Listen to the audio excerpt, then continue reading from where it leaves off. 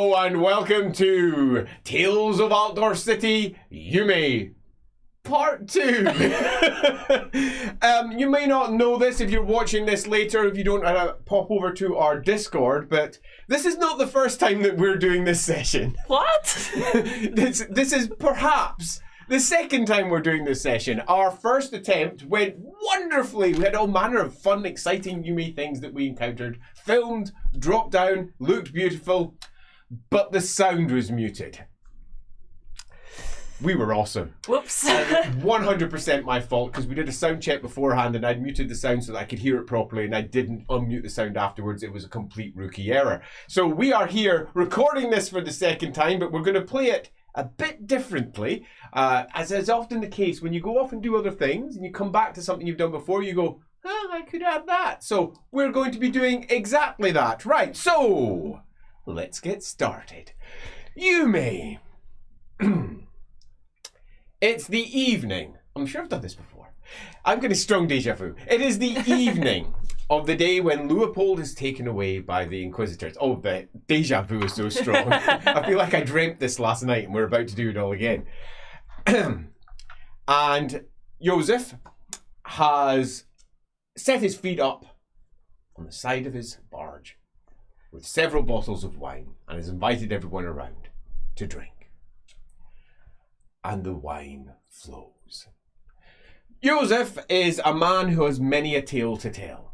He has many a rumour to spread. He has many a piece of gossip to drop.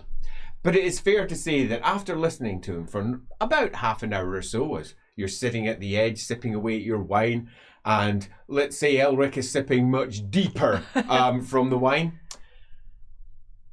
that you reckon most of his tales are probably verging on the edge of bullshit.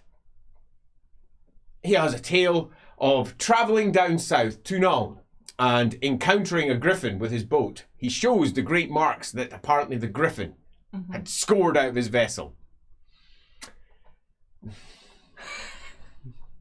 You can spot bullshit. It's fair to say Gerhardt's lapping it up. Well, of course you would. But that looks like an axe. You're pretty convinced it's an axe blow. And you can't help but sort of peer over the details. It doesn't look like that. In fact, if anything, it looks like it may have been whittled into place so that he's got his own tail.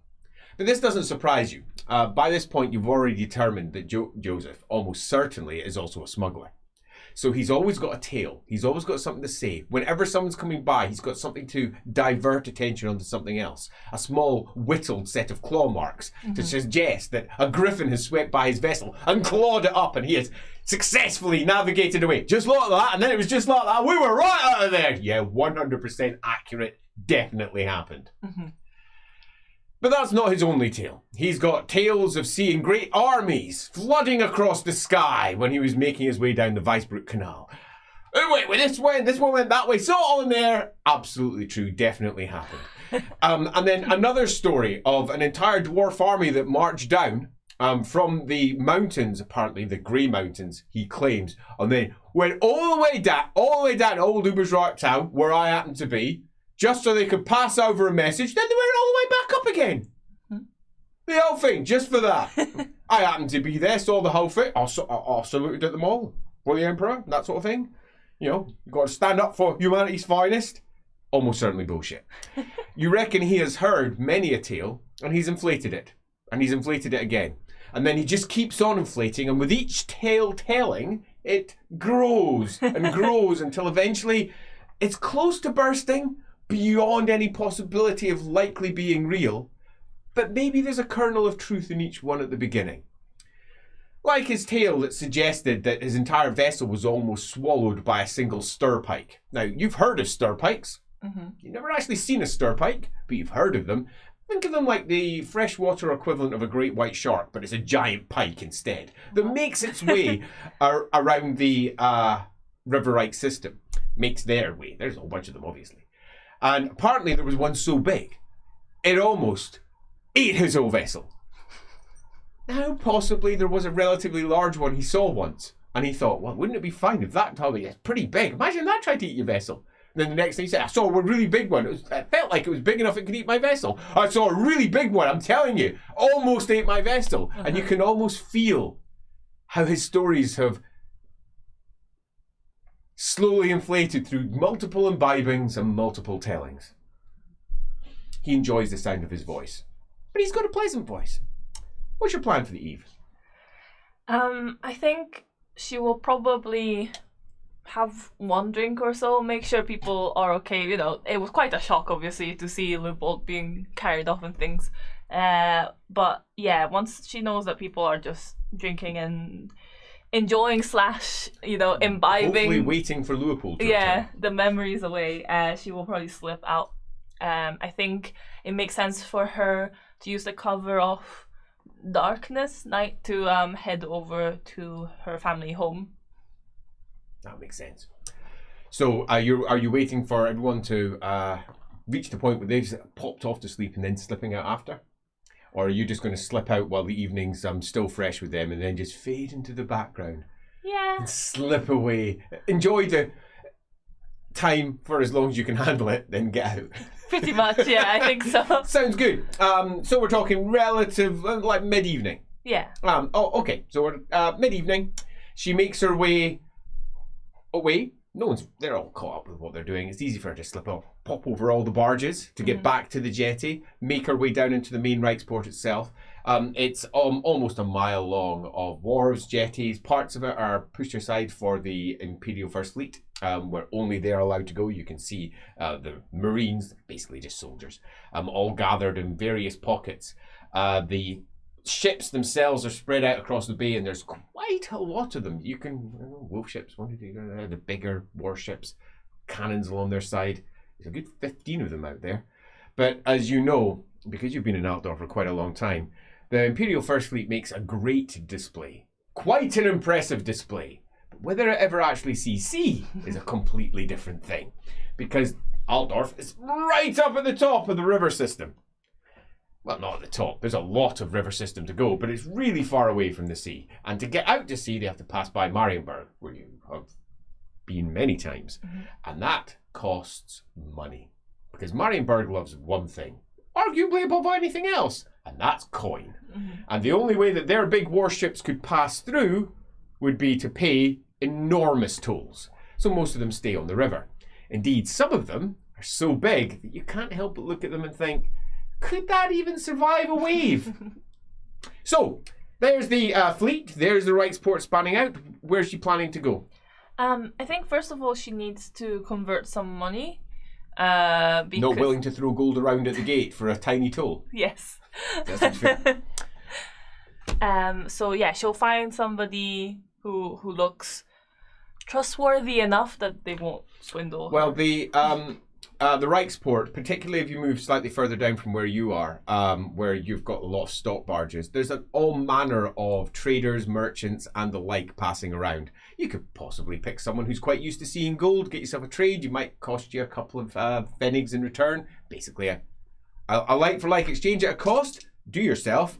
Now we're going to look foremost here. How's she going to approach this? She's most likely to try and pick out someone that she thinks is trustworthy, so it's going to be intuition. Cool, okay. And she will put on her innocent face. Her bestest, innocentest face. Yes, hands behind her back, just like all smiles.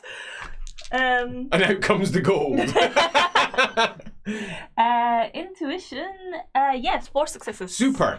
So after a little bit of scoping around, she picks her mark. Yep, he definitely, it's going to work better with a he. That one right there. Yeah. He looks very well polished. He looks pretty rich. And you've watched him for a good quarter bell or so. And he has been buying goods. He's been buying himself food for all of the crew. He's been dropping silvers. He's been dropping smaller coins. And a couple of gold as well to pay for some rooms for his staff. Clearly someone who's rich, and clearly someone who wants to look like he's rich and helpful. Almost every time that he buys something, he does that sort of slight eyebrow raise where he's looking to see if everyone's noticed. Oh yeah, this is someone who wants to feel good about himself. He's certain to want to help a little girl in her time of need. Are you approaching? Yes. It is easy, assuming you pass a charm test, but it's really easy. Mm-hmm. You can flip your fails if you fail. Do your charm test. And it's not going to be haggle because you're not really haggling over this one. So yeah, it's just one success. That's all you really need. He's appalled, actually. What's your story before I decide how appalled he is? She had saved up all her pocket money. Of course, her pocket money. Her pocket money. And then her brother fooled her into thinking that a gold would be better to carry around, and then people wouldn't take it because it was too big, and she's been really struggling. He will, as I say, be appalled. That, he says, is absolutely awful. Not just to your brother. Not just to those traders who aren't carrying enough coin to look after the people and their customers. This is what it's all about, really, but what's most awful is all someone like yourself having to pull out gold like that. That's dangerous. You could get yourself mugged in a place like this. He says, yeah, don't you worry at all. He says, I can sort you out. And he refuses to accept any exchange fee. She will chose put your on mark well. her sweetest smile. Yeah, you take all that and you look after yourself out there and you don't be showing anyone that you've got anything other than copper coins in there. Of course, sir. Thank you so much. Yeah. Off you go. With his eyebrows raised as he sort of looks around to see if all of his men have seen him be so beneficent. Andrich, walking your steps. Andrich, walking your steps. Andrich, god of merchants, money, exchange, and apparently not getting money. You offered him money for this. He didn't even take it. Superb. Change your coins. Yay. Are you by any chance heading off to the gate into the main city through the city walls by the Reichsport? Yes. This gate is open pretty much, as you know, 24/7. It never shuts. The main Reichsport itself is a bustling port that never ends. There's constantly alive, and it's a great place to go and pick pockets, for example. You've been here more times than you care to mention, and you know this gate really well. You've slipped through this gate more times than also you care to mention. You've also been caught slipping through this gate more times than you care to mention. In fact, most of the tolls in the city, the bridges in the city, the gates in the city, the various districts, some of which have big gates to pass through, which lock up at different times at night, you have been through them all and slipped through them all and been caught at them all. Your story, of course, changes every single time you're caught, but here's our gate. Is she going to risk getting caught? Is she going to try and slide through? Is she just going to pay the toll? The toll itself, for this hour, won't be that expensive. It changes at the time of day. When it comes to night time, it goes up, and during the day, it drops down, and if you come in the morning, it's free. You can just pass through. Because they're looking to try and promote trade and get people moving in and out of that part of the city and in towards the far more expensive docks that are on the inside of the city walls. That's where most of the really big trading houses have got their warehouses. But yeah, you're not at the free point. You're sadly in the evening. It's going to be 6 pence to pass through. 6 pence. 6 whole p! 6 whole pence. She will pay it just because she doesn't want any trouble this time around. Indeed.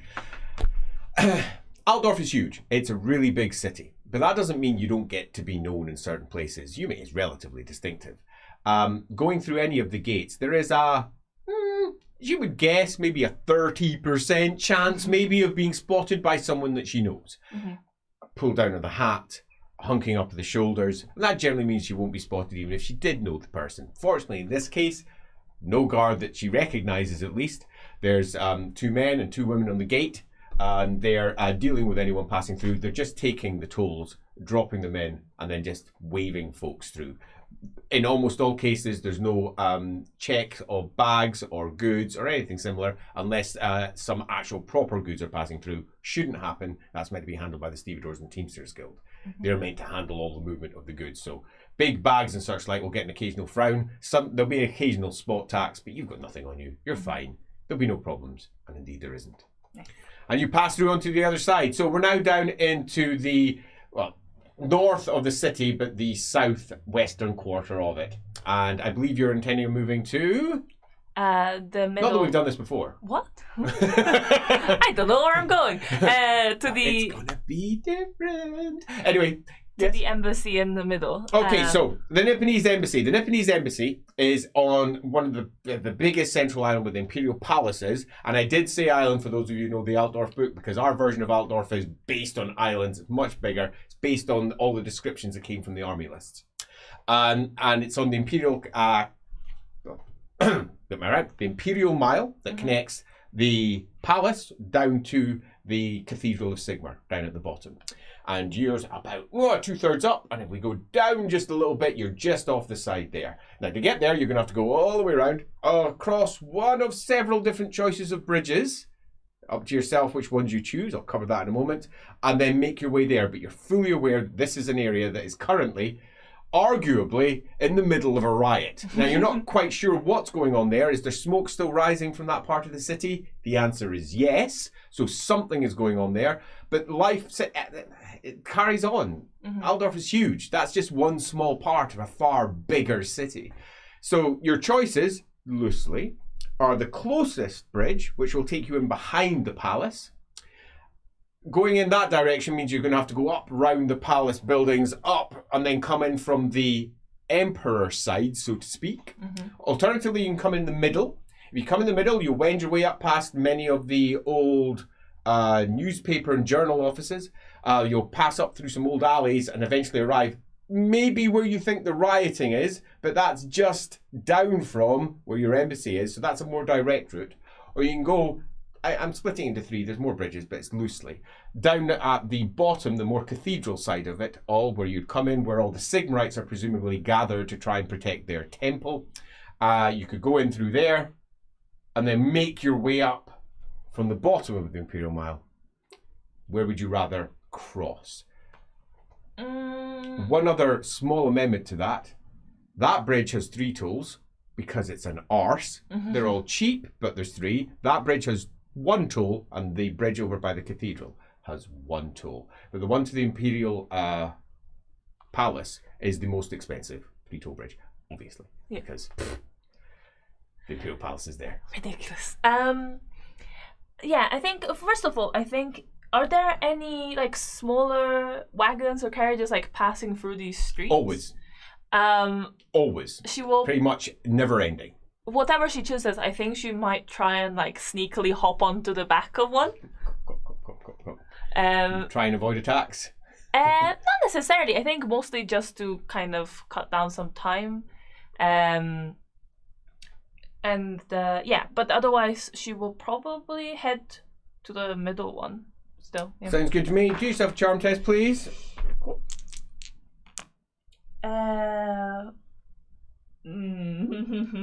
Yeah, you get turfed off that one that you sit on. What punk? Get off my bloody wagon! Go on, off with you. Get yourself a cab. Blooming hell, bloody Altdorf. Bad. He looks bad. Is there any more fucking kids? Damn it. You end up walking, pouting, as you make your way over towards the Central Bridge, did you say? Yes. The Central Bridge. Only a single toll here. And again, you've got the opportunity to just slide right by. This one's 4 pence. You can pay the toll, sorted, or alternatively, you could just try and sneak through. You've snuck through this one so many times, it feels almost like you do it by rote. This is pretty much one of your favourite bridges. Other than the bridge that connects over to the East End, which is only 2p to cross and is often free. You've indeed many times waited until it was evening just so you could cross when it cost a toll to see if you could slip through without being spotted. So you don't think it'll be hard, but you might be caught.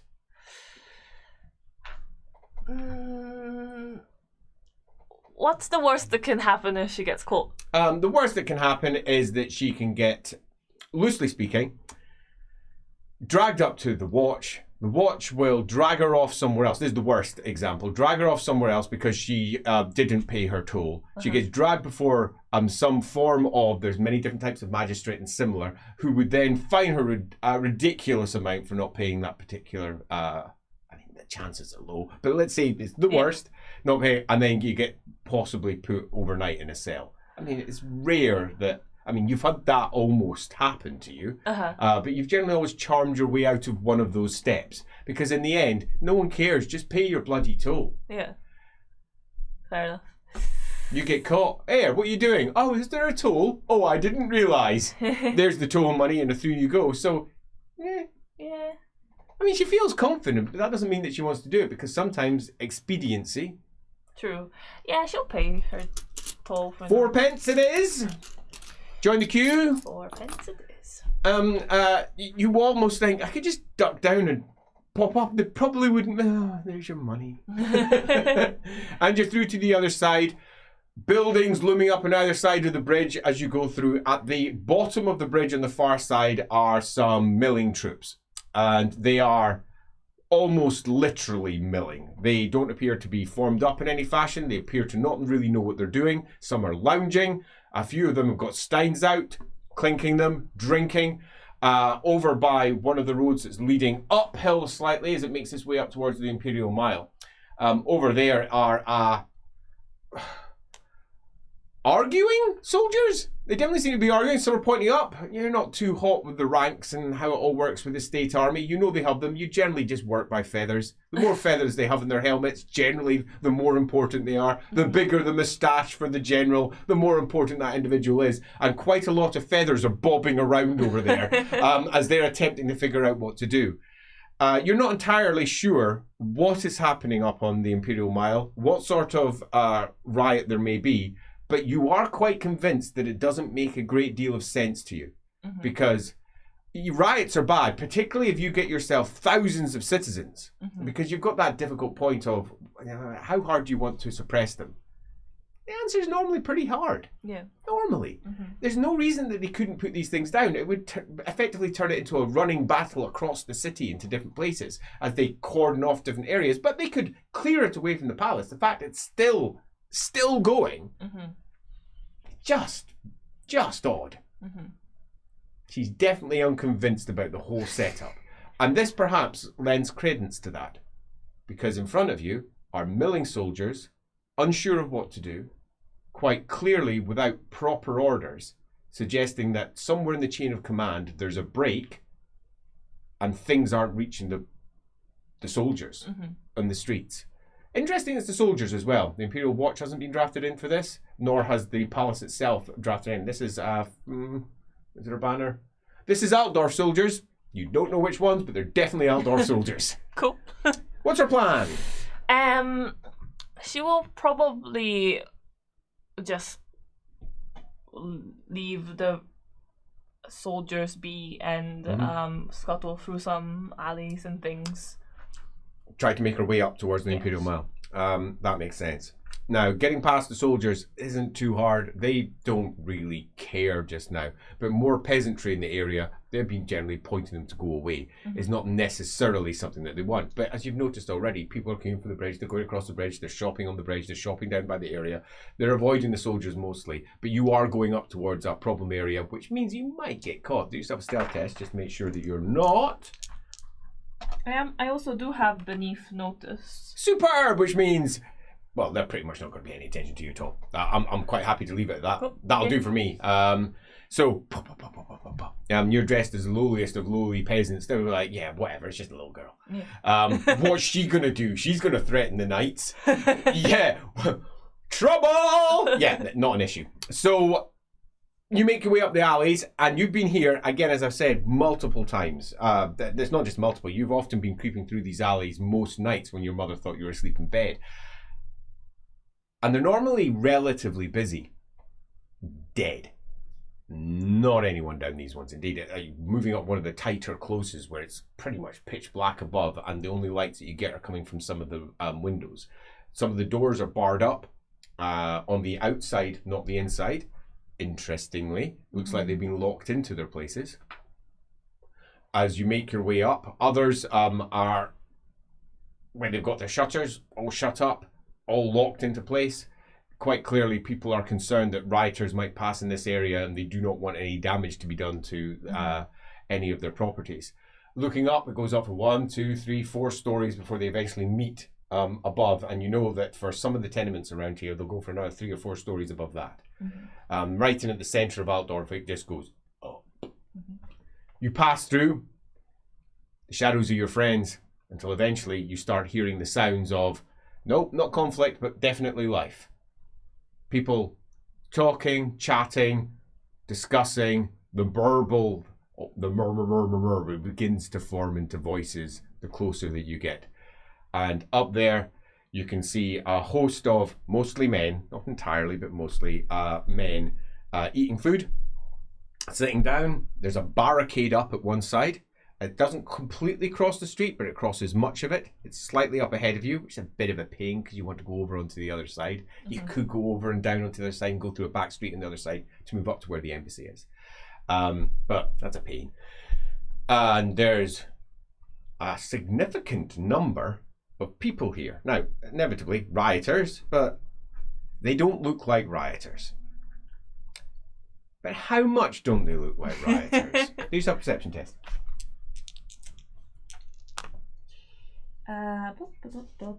Perception. Yep, that's 6 successes. 6? Woo! Details. So you creep up, and curiosity perhaps takes the better of you as you look around and go. So these are the rioters, huh? And as you look down, further down the Imperial Mile, you can see there's a thronging milling of people. There's torches, there's some campfires out in the middle of the street. People have ensconced themselves, and these look like people down there. These ones, though, mostly men. Oh, they're obviously people. Mm-hmm. But are they simple citizens of the Empire? There's a few telltale signs that immediately put your hackles up, so to speak. One, they are not universally local.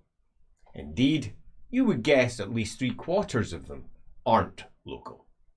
A nice mixture of Northerners, Southerners, quite a lot of Tillians. Those ones over there look like they're Norskins. Stallions, you would guess. Which immediately makes you think, mercenaries. Can't help it. It's the first thing, different people from across the world banded together in some form of band. You just can't help but think that. And that's reinforced by the fact that most of them are armed. Armed. Rioters are rarely armed with swords. But black swords. They're wearing no marks. They've got no identifying insignia. Or indeed. So undercover mercenaries? Yeah. So someone's clearly wanting this running fight to continue. So you can't help but start counting. There's about 200-300 here that look like they're professional soldiers sitting in the centre of Altdorf. That's a lot. And this has been going on for a while. Yeah, this has been going on for a few days. That is a lot. And they're just set up. You can't help yourself. You sneak off to the side. You have a little look around. Can you say, are you going to get spotted? No, you're not. They're not paying a great deal of attention, but you begin to see why. Further up, you can see a lot of the buildings on the upper parts have got people acting as lookouts down over the side streets. They've got an organised group of spies. Scouts would be better. We're dealing with what you think may be a small army. They've got scouts up in the buildings, watching over the Imperial Palace, watching over the other streets, down to either side. They're prepped and ready to go for any moment. They're not that well armed. Or are they?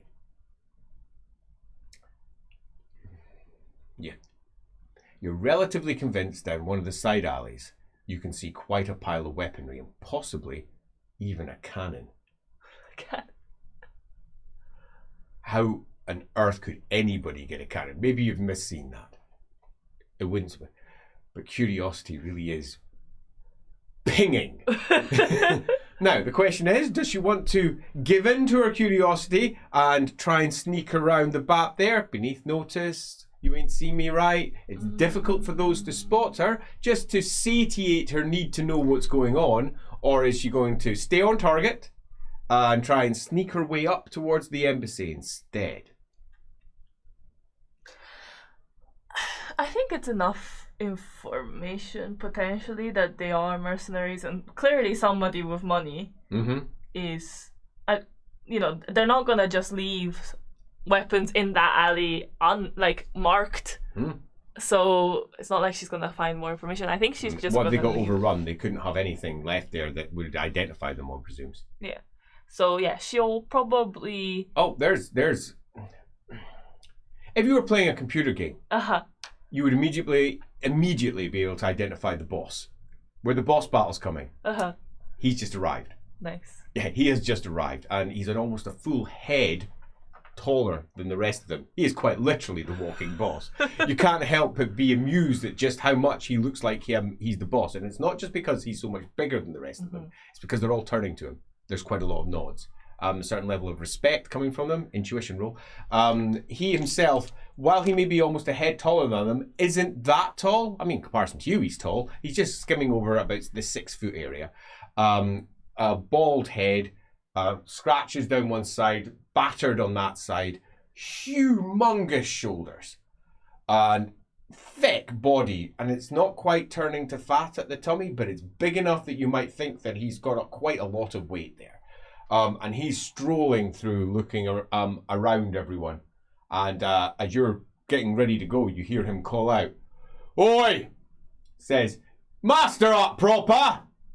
We had word that they might try to send more down. Come on, lads, come on! We're meant to be sorting a fight here."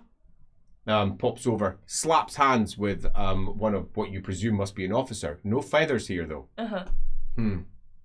A good identifying mark, though. You found an officer, probably. I mean, he wouldn't just do it to a normal trooper, would he? Soldier? Yeah, you don't know. As he looks around about, "Everyone," he says, "we want handguns this evening."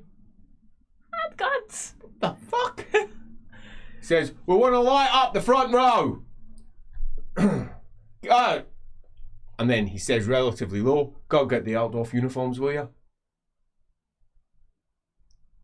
As the guy goes scurrying off. I rolled the 6 successes, by the way. Oh, smashing. Most of them are feigning their, how do we put it? They're terrified.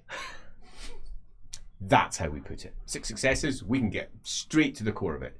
They are terrified, not of what they're doing, of him. Utterly, completely terrified. Yeah. One at the back, he's close to tears, you think. And as the big one goes by, he stiffens.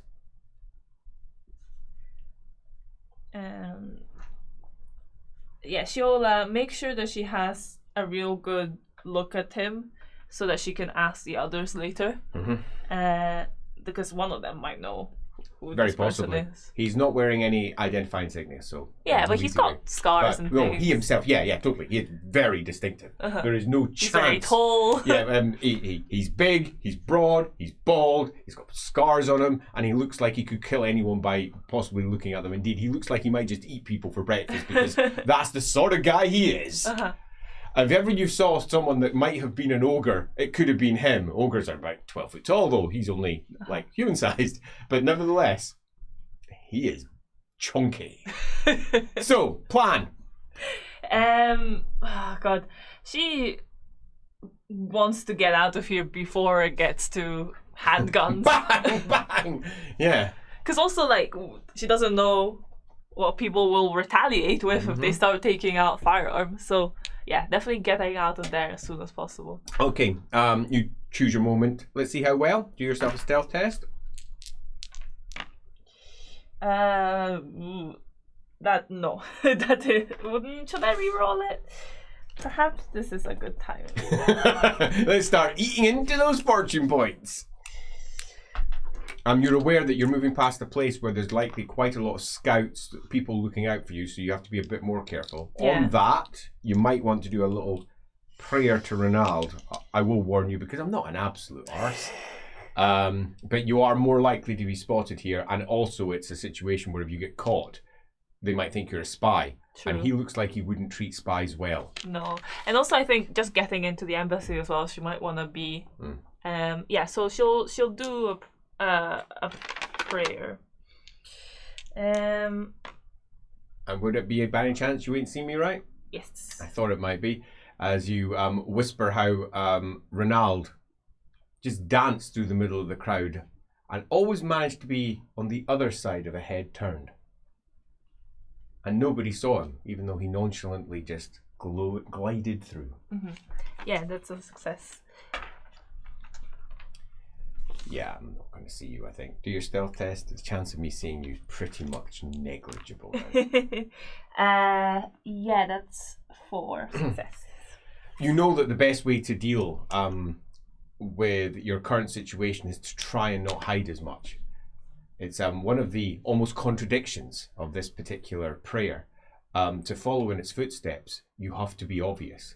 Because the more obvious you are, the more they will turn away. The more you try to hide, the more likely they will look. The idea is to dance through them as if it's a normal day for you and there's nothing to see. And fighting against your instincts, you stand up and you walk straight across in front of them all. And it's funny, one guy goes down and starts tying his shoes. Up above, someone takes off a pair of glasses to rub their eye, puts on big spectacles and pulls out a large telescope and just misses you as you pass by underneath his sight. Over there, a woman who's been employed to sit in her house and just watch for everyone hears her child cry from behind and turns round as you walk past her window. And as you make your way over towards the other side, about 50 sets of eyes just don't. Just don't. Just don't. It's not a flashy miracle.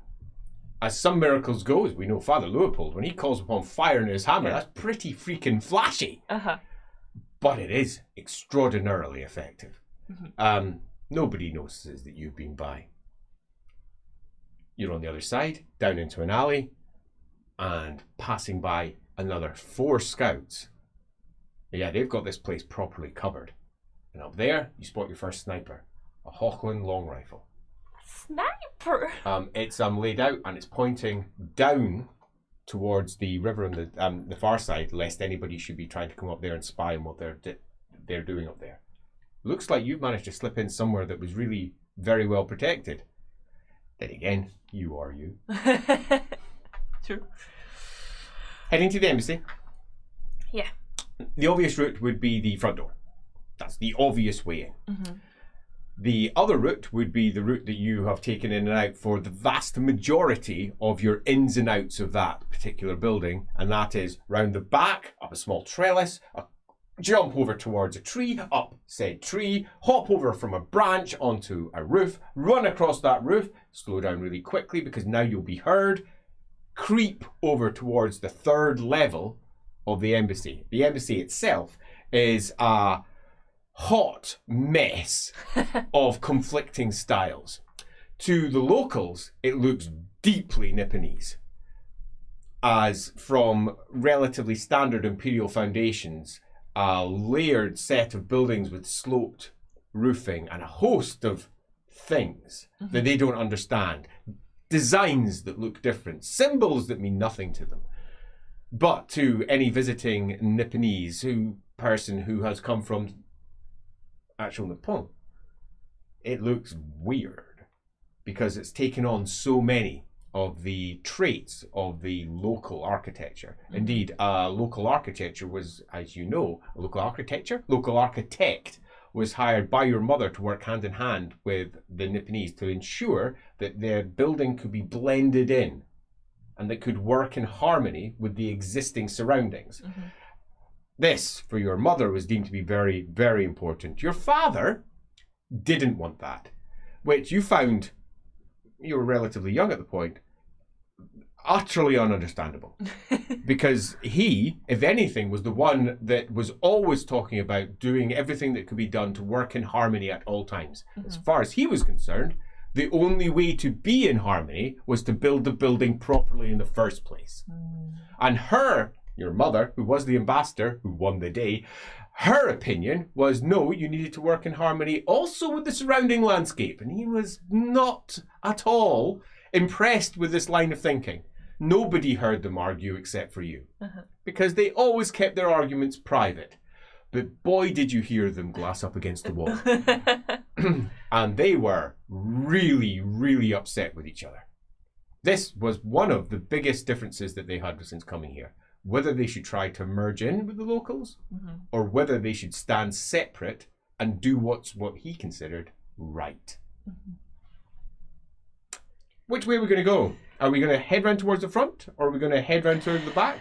Front first, back second, or just straight to the back where you normally go? I think she's curious to see what the front looks like. Makes sense. You know, are there guards? Is it guarded? Right. So, many of the buildings in this area. So this is one embassy, and as the street winds its way down towards a lower area, that's got 4 embassies in it in total. The Nipponese embassy is near the top, and most of them are either boarded up or guarded. This one is guarded, immediately standing apart from most of the others. Mm-hmm.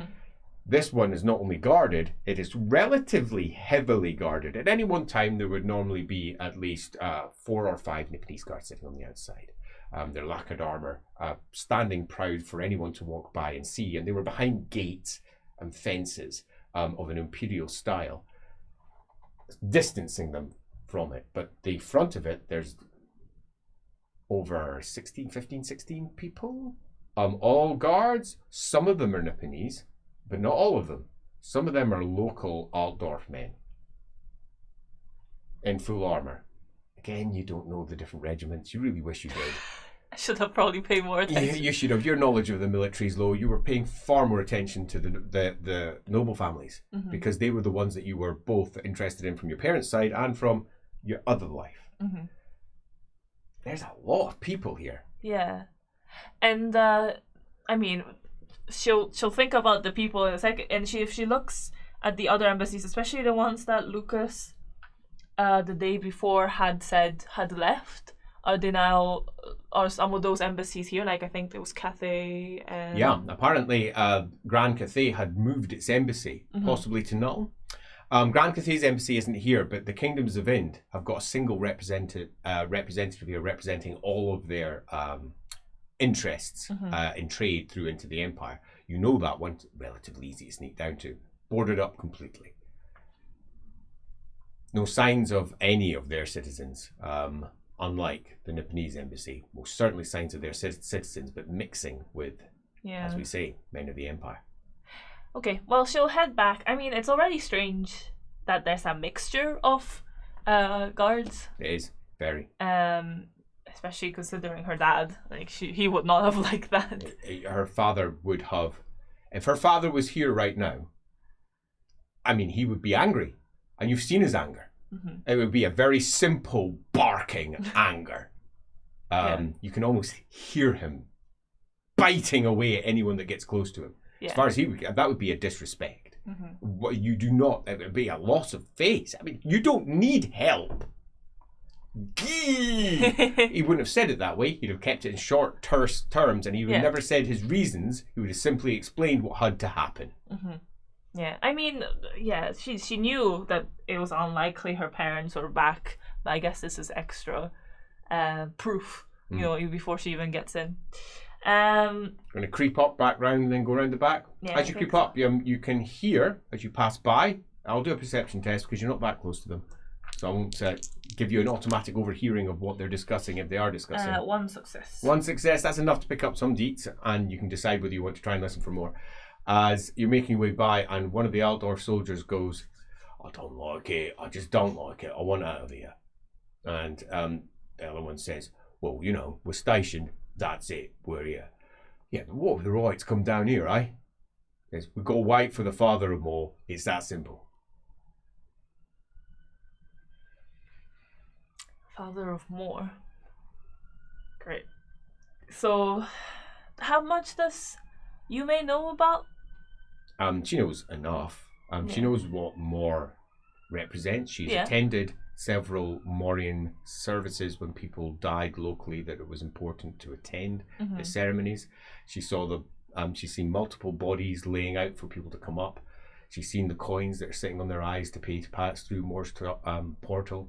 She's aware of the idea of the ravens that take the souls to the necessary afterlife.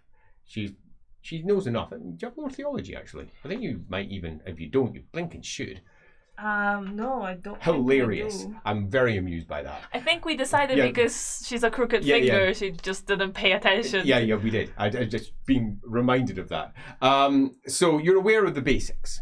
You're aware Mor is the god of death, and a father of Mor would presumably have something to do with death, and that slightly horrifies you because when you were last here, 3 whole months ago, it was tip to toe in blood.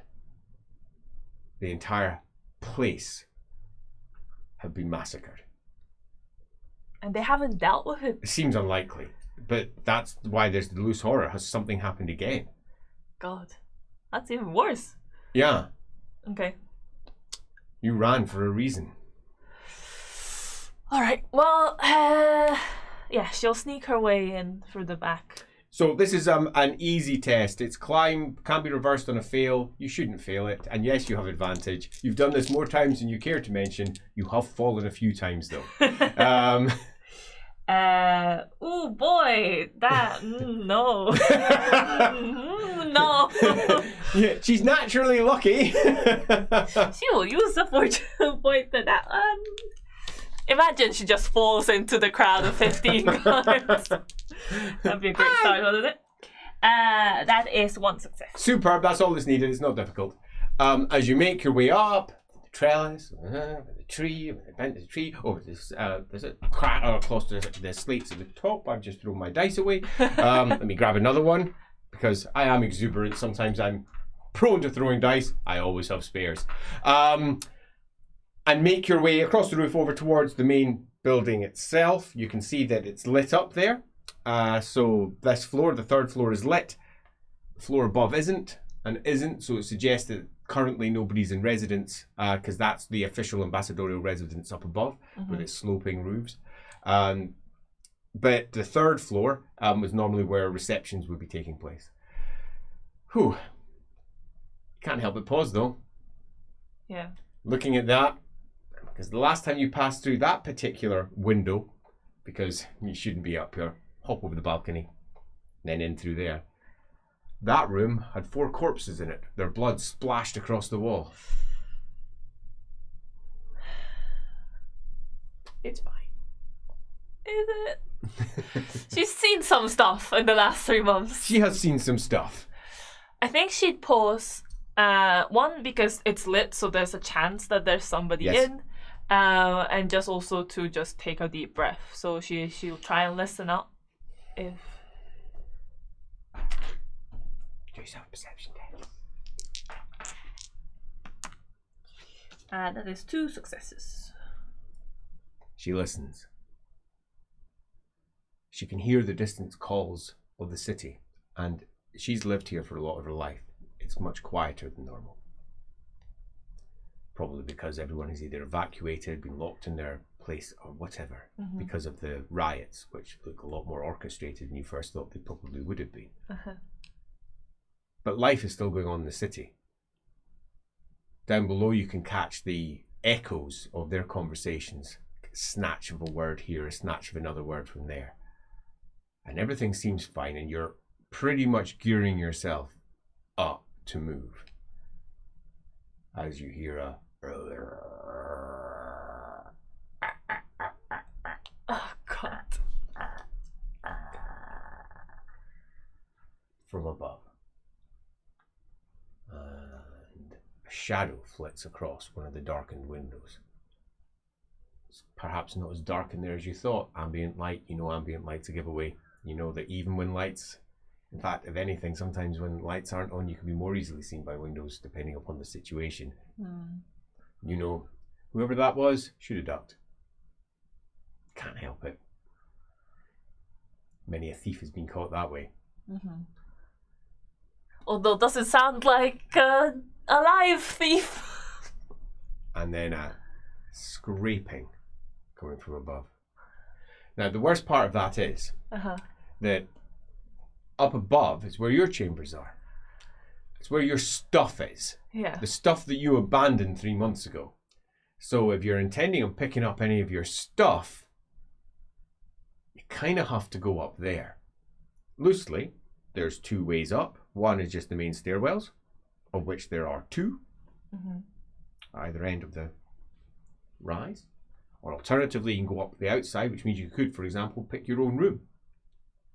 Clatter around the tiles, hop up towards your own room, and then just go straight into your room without having to navigate any of the awfulness that may exist up there. It might be nothing. It might just be a restless spirit. But as you know, with this many that you guess, you don't know. You guess maybe as many as 300 died here. Yeah. And if that many died, the number of restless spirits, those that couldn't quite make it over, will be significant. Yeah, and you ain't seen me, right? How do I know if I'm still? You have no idea. It's not like you've often gone tete-a-tete, or indeed ducky-hide with dead things. Yeah. It's generally always been living things that you've been avoiding. Yeah, horrendous mutated living things sometimes, but they're usually... It's all quiet again. Seems fine. In the distance, you hear a... You turn around and you see a fire is flaring up from further down the Imperial Mile. Some sort of explosion has occurred. Further down? Further down. That's where the, Sigma are. Right at the bottom is where they are. You can imagine the top here, the bottom there, and this is far too steep, with the connecting Imperial Mile. All the troops are about there, and you think of maybe 2/3 down, so maybe a third away from where the Sigmarites are. You don't think it's likely that the Sigmarites would be moving against the rioters because that's the people. Yeah. It seems very unlikely. They're most likely to be protecting their own. Further, the Emperor has made a very odd decree, and it very much doesn't marry well with Sigmarite theology and teachings. They're all about the mutants being bad, not good. So the chances of them moving up to support the Emperor, whilst that is what they should do, and they should certainly be saying that, they're meant to support the Emperor in all things. He is Sigmar's representative, but he has said something pretty gosh darn it crazy. So it's unlikely, you think, again, with your neophyte knowledge of it all, but you still think it's relatively unlikely that Sigmarites would be on the march against the people, given that many of them probably agree with the people. Yeah, I mean... What are the chances that it's one of my friends, huh? I have no idea. I haven't watched the other ones. Could be. Yeah, she will hope. Maybe do like a little Nipponese prayer you do around the dead. I'm only here to gather my stuff. I'm sorry for disturbing you. Yep. Please watch over me, sort of thing. And then she'll go climb up and into her window, I think. So background around the side. Now, again, very easy. It's an athletics test that you can flip fails on. You've done this many, many times, but still requires a test just in case things should go wrong and you're a bit tense now. But you can take your time, so you still have advantage. Cool, okay. No creepy crawlies yet. Yeah, that should be fine. That's 5 successes. You make your way around, and you can't help but think of what should have been done. If your mother had been here, she would have done something about the restless spirits. If your father had been here, he almost certainly would have personally gone round every place where someone had fallen and would have personally brushed would be better. Done his own brushwork and put up parchment to ensure that each one of the spirits been properly, it's not even treated, respected, thanked for their service, exactly, to ensure that they didn't feel like they had been hard done by, which right now you imagine some of them might feel on the other side of the world, massacred for who knows what reason. Yeah. Fun times. She will, Do you scarp around, going to do a climb test to get up? This one's, again, with advantage, and you can flip fails. Indeed, there's even notch marks here that you've made yourself so you can get up more easily, that you've carefully carved into the wood. if either of your parents knew that, you would be in so much trouble. But they don't. You feel up to the familiar marks, but still a test because I would normally let you just do it for free, but she's tense enough and a bit scared, so... Yeah. Again, flip fails though, it's not hard. Yeah, that's fine. That's a success. Up she gets, and she pulls herself up, hefts herself up, and over onto the top tiles, comes up them carefully, half terrified that she's going to hear something, hears nothing, and then pops into her own chambers.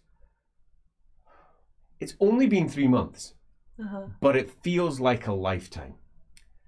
Behind her, flames are flicking higher down on the Imperial Mile, and it casts a ruddy glow across the not lit room. There's her bed, perfectly made up. There's no splats of blood here. There's no horror. But then when she left here, her room is clean. It looks like it has maintained that. Thankfully, nothing's been turned over. There's obviously been no thieves that have come through, which means it's quite likely that all of her various stashes are still in place. Cool. What's her plan? Is her door closed? Her door is closed. Good. She will gingerly go and lock it shut. Okay, move forward and click, click, slide. Done. Good. And then I don't like that rolling. And then she will very gingerly go through her stash, probably under the floorboards or something. Yeah, she's got multiple stashes in her room. Some under the floorboards, some at the back of cupboards, some at the underneath drawers, where she keeps things. What sort of things is she looking for?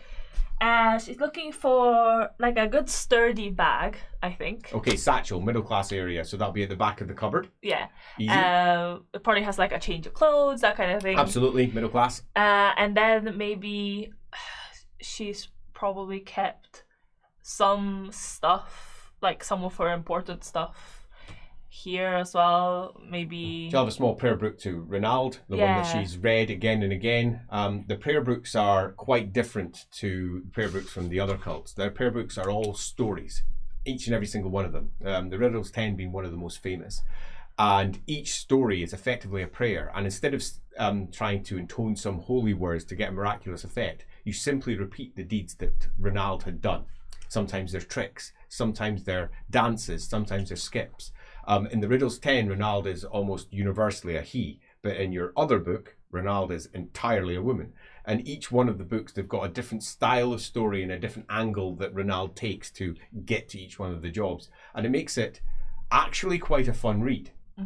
Particularly when, if you're doing a thing, you can recall, oh, that's when Renald did this. So and you tell the story, you repeat the actions. Yeah. And for you, it works.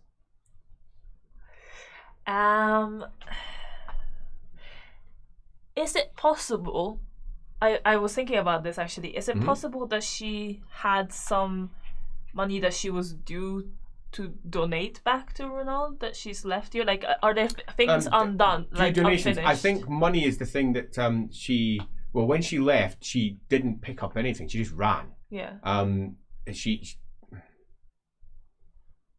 So let's have a quick think. 3 months ago, she's sitting in her bed. It's about 4 a.m. when the first scream is heard. It echoes through the embassy. It's enough to wake her up immediately. Her first thoughts are almost certainly, someone needs to be warned, someone will have been warned. Her curiosity is high. She probably goes to the door just to see what's on, pulls on some sort of overrobe, laced through with tree symbols that spread across her shoulders. Opened up to see the horror. Because the scream that she hears isn't the first kill. It isn't the middle kills. It's almost the last. They've gone past the point of stealth. They've already won. They've taken the place. And now they're just mopping up the last few bodies that are left. She doesn't know this yet, but she's about to know it. But seeing that blood alone is enough to make her go panic mode. But she's not stupid. So we know that she took most of her lower class clothes because that's what she was dressed in. She pulled those on, which means that she went to that satchel first, which means that she's taken her Ranaldton donations because that's where she keeps it. Cool. Okay. So that makes sense. Good to talk it through. Yes. So, but that doesn't mean that she won't have any coin because she might have had her other stash of coin in the middle class bag, which is the one that doesn't go to Renald. So yes, I'm quite happy for her to have some coin sitting there. It makes sense. It's a coin to her means almost nothing anyway. Sure. The local currency is her currency. It's what she's grown up with. But for her, it's almost like water now. It's always passing backwards and forwards and getting spent as if it's nothing. And she's so extraordinarily rich in terms of her life and her lifestyle that the coins that she's gathered, that many others would see as potentially great wealth, are just small coins. So let's grab her a quick, approximately the equivalent of about 4 or 5. Can't believe I'm going to say this, but about 9 gold. That will be split up into some silver shillings as well. That's whether you want to be carrying that, though. You might prefer to keep it here. But you know someone else will probably run off with it. When's the next time I'm going to come back here? Yeah, you know? fair point. Grab what you can before you can't take any more. I think maybe if she's got... Out of her, like, ceremonial stuff, I'm assuming a lot of it will be stored elsewhere. Yes. But her ceremonial, what particular ceremonial thing you're looking for? You say your wakizashi, or you're thinking more your seal? I definitely will want to look for my weapons and my proof of identity and stuff. But I'm just thinking... That's a long scroll with your family line on it. Beautifully presented. The brushwork. Is it worth getting anything got a poem else? On it. Yeah, it's cool. I don't know. Anything else in this room that would be useful? Well, this room is pretty sparse. Yeah. She's made the best that she can of it in terms of finding hiding places. And she loosely has 2 types of stash, her middle class and her lower class stash. Her upper class stash is just her clothes. It's just the stuff she has. And she's always meant to present in a particular fashion as Nipponese, with the great works around her in gold and jade. Yeah, but no, we don't need to worry about there. I don't think that is perhaps sensible. However, there is something amongst that may be useful. Paint for her face. Yeah, especially if she wants to appear either as herself or with a crazy thought. What? I want to look like myself. But also just for general use, paint is always useful. Even if you're just giving yourself a bit of lipstick or painting up your eyes a little. Or probably paint Gerhardt more, because she doesn't really necessarily need a disguise. But yeah, quite. He certainly does. We know he's not exactly unobvious. Yeah. Quite. Cool. Okay. So paint, that's a good idea. So grabbing that, you've got your stuff. Next question is, are you willing to brave whatever may be on the outside in an attempt to grab your stuff? You. So we're talking your wakizashi, we're talking the scroll, we're talking your seal. If you're meant to, bluntly, you are meant to protect your seal. Yeah. That is your responsibility. While you're within your father and mother's embassy, it is their responsibility to protect you. So thus, it's their responsibility to protect your seal. They're not here. Yeah. Which means if you're being all official about it, that's your responsibility. For as much as that may mean to you. Yeah, no, not interested. But if we're just talking officially, that's the case. There is a deeper worry, and perhaps something that she's interested in knowing. And that's if you go there and you find that your father's and your mother's ceremonial armor, weapons are there, that's beyond deeply worrying. They would never abandon it. Yeah. It will leave her probably with the very sad conclusion her parents are probably dead. She I think needs to check. But what she will do is, I don't think she carries a lantern, because usually there's people who just like burn. Handy wizards. So she will take probably she one of will those. Almost like, certainly have some form of oil lamp here. Yeah, you know the ones that can be like adjusted, like how much light comes out. Yeah, that like storm lantern. Yeah. So yeah. Yeah, so she'll. Won't have one though. You'll just have. Yeah. A little oil lantern. I'm sorry to say. Maybe. Well, little oil lamps would be better. Yeah. Yeah. Well. You'd want one, but you don't have one. Sad. She may be. I don't think she'll light it yet, but I think she would take it. Take it. So that she could. Right. See. So normally, her servants would do all of the lighting. So there's no matches or equivalent here. Should have stolen Gerhardt's matches. But there probably is down somewhere in the servants' quarters. You want to go down there, but you know for a fact that was a blooded mess. Yeah. No, she's trying to limit the number of rooms she's going into, I think. Makes sense. Well, she can take the lamp just in case she encounters anything. Just chuck it. I was thinking more like matches. Take that, donk. So what's her plan then? Yeah, she'll take it. And she will head back out. So is she going out the way she came, or is she going to go out through the door that she has currently slid shut and locked into place? I'm assuming these doors are the Yes. So they don't have like a peephole or something. That would be handy. Well, that would be handy. They are, however, far more heavily built than would normally be the case in Nippon. It's that merging of East and West that your mother was so keen on and your father despised. Indeed, he would often kick them. But only when no one was around and when he was frustrated, which was quite frequent. Well, yeah, she definitely heard something outside there, so she's gonna go back out the window. Hop, out onto the tiles. Where's she going? Well, indeed, out onto the balcony first, and she can hop around the balconies if she wants. Yeah, I think so. And then the layout, she'll be really familiar with the layout upstairs. Indeed. So loosely speaking, and without going into any great detail of a per room basis, it's square, and all of the important official documents are held in the very centre, with a single door that leads into it that's facing almost north. The quickest way to that would be to run all the way around from where you are here, all the way around the outside, hop in through the front, go through your one of the guest rooms, out there, then along corridor, down one, along corridor, then in. It's not a big amount of running. It should be fine. Unless there's something right in front of the guest room or something. That would cause an issue. There might be nothing. There might be something. Okay. It would be horrifying. Yep, she hears something, and then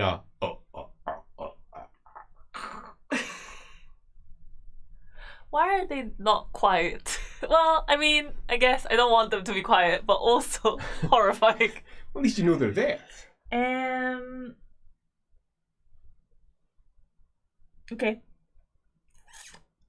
I think she will try. Is there like a skill for MacGyvering stuff? What are you wanting to build or organize yourself?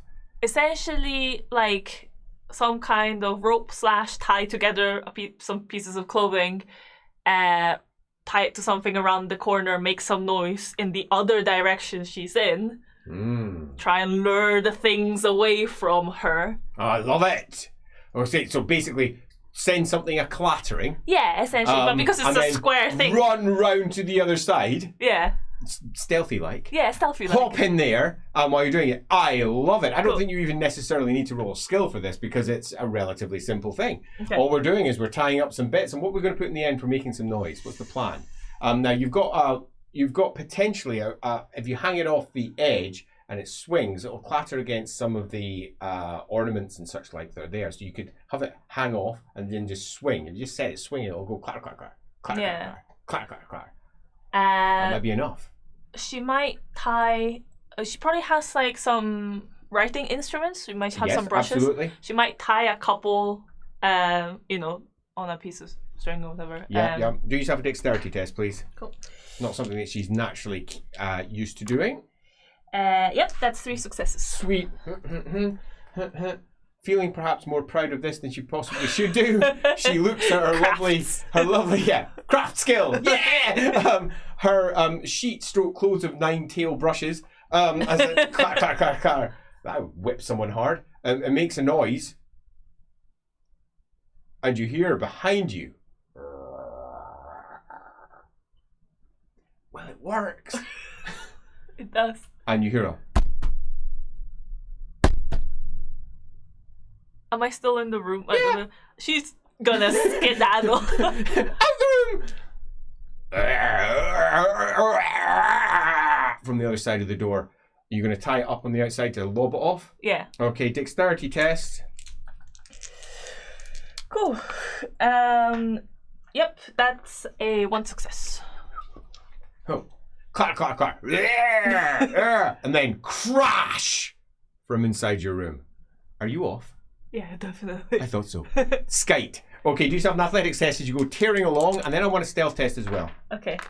I'm assuming I don't have advantage anymore. Yeah. You're well out of advantage. You're well panicked, and you're trying to go as fast as you possibly can. So not advantage. Is that by any chance? I will... fortune points. Oh, yes. Yeah. It would have been fine if it wasn't. Yeah, that's fine. There's 3 successes. Sweet. And did you do stealth test as well? Oh no, I didn't. Yeah. Stealth test. Is it still urban? Yeah. It's always urban unless you're not. Cool. That's 3 successes. When you're in the cities, it's just always stealth urban. Just always use that. Cool. Unless you go underground. Not that it's much different. So. Yeah, there's not a huge amount. Stealth underground works differently because all the echoes and the sounds and such like. But yeah, that'll do. Cool. You go off and spin round the corner and you see the first one. What is it that you're running away from? Well, it's actually quite difficult to see because you're at the other end of a building in the dark at night. Man's Leap is only half full, casting a shaky light through some clouds, and of course that ruddy glow that's coming from the fires. So you can pick out salient details along the edge of a slack jaw, of iridescent lacquered armour catching the light, of a hand reaching up. And this is the detail you're not quite sure you catch right as it stumbles towards the noise. But this part of the arm looks like it's at least 2 inches away from this part of the arm, as if the front of the arm is somehow floating separate to the rest of it. No. Nope. But it's making noise when it's walking, so it's clearly like material. That is definitely material. It is there. With a floating hand. With a floating hand, yeah. Horrifying. Not great. No. It's not what you were hoping to meet when you came back home to your mum and dad's house. Yeah. Has it left? It's currently stomping down towards the noise, and it just falls off. Yeah. You can't help but pause just to hear if it stops. Crunch.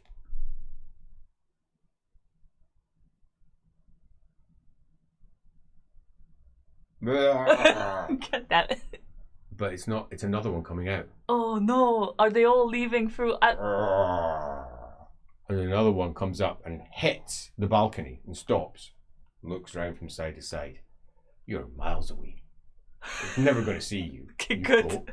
And you see, that's a guard you know. Oh, His face is largely intact. It's rotted, but it's largely intact. He's got a big cut out of one side of it. But yeah, you know him. And the fact that these people have killed our guards as well means... He bumps against it again and then slowly walks over it. And then walks over to the edge and stops. Oh my god, he's smart. And the momentum of his head, tipping forward to look at the sound, carries him over. Not that smart. Whoa, as he disappears. Crunch. Your trap worked. I guess it did, yeah. Nice. She's gonna try and go in from the opposite side. Yeah, over around to the opposite side into the guest chamber. Yes. So you hop over there. I imagine you're going to do the sensible thing. Yes. Perception test. This is when you... Oh, 1 success.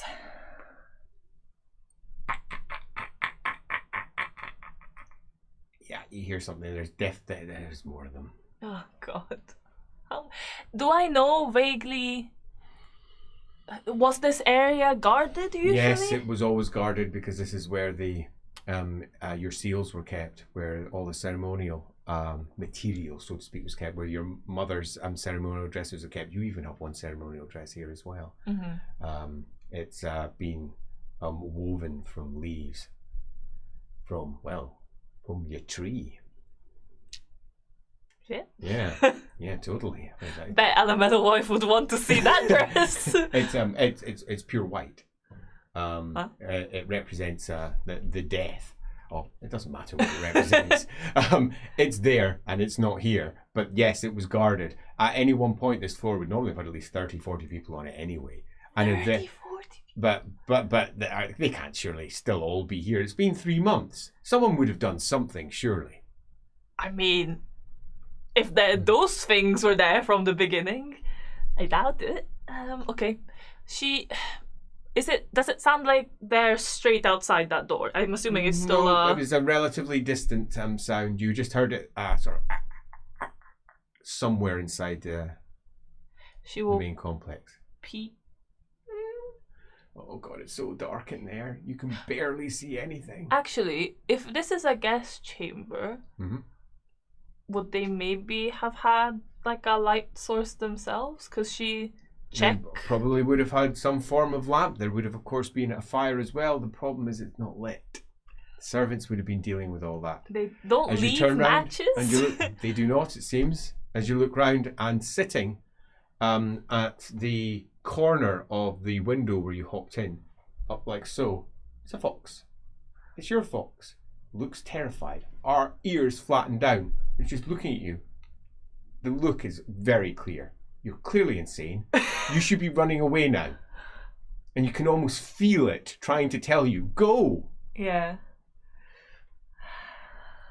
She won't say anything, but, her face is like, I'm sorry, but we... You almost hear the slight squeak from it as it hops in and comes up and snuggles up against you and then runs back to the window again. Hops up. Looks out the window.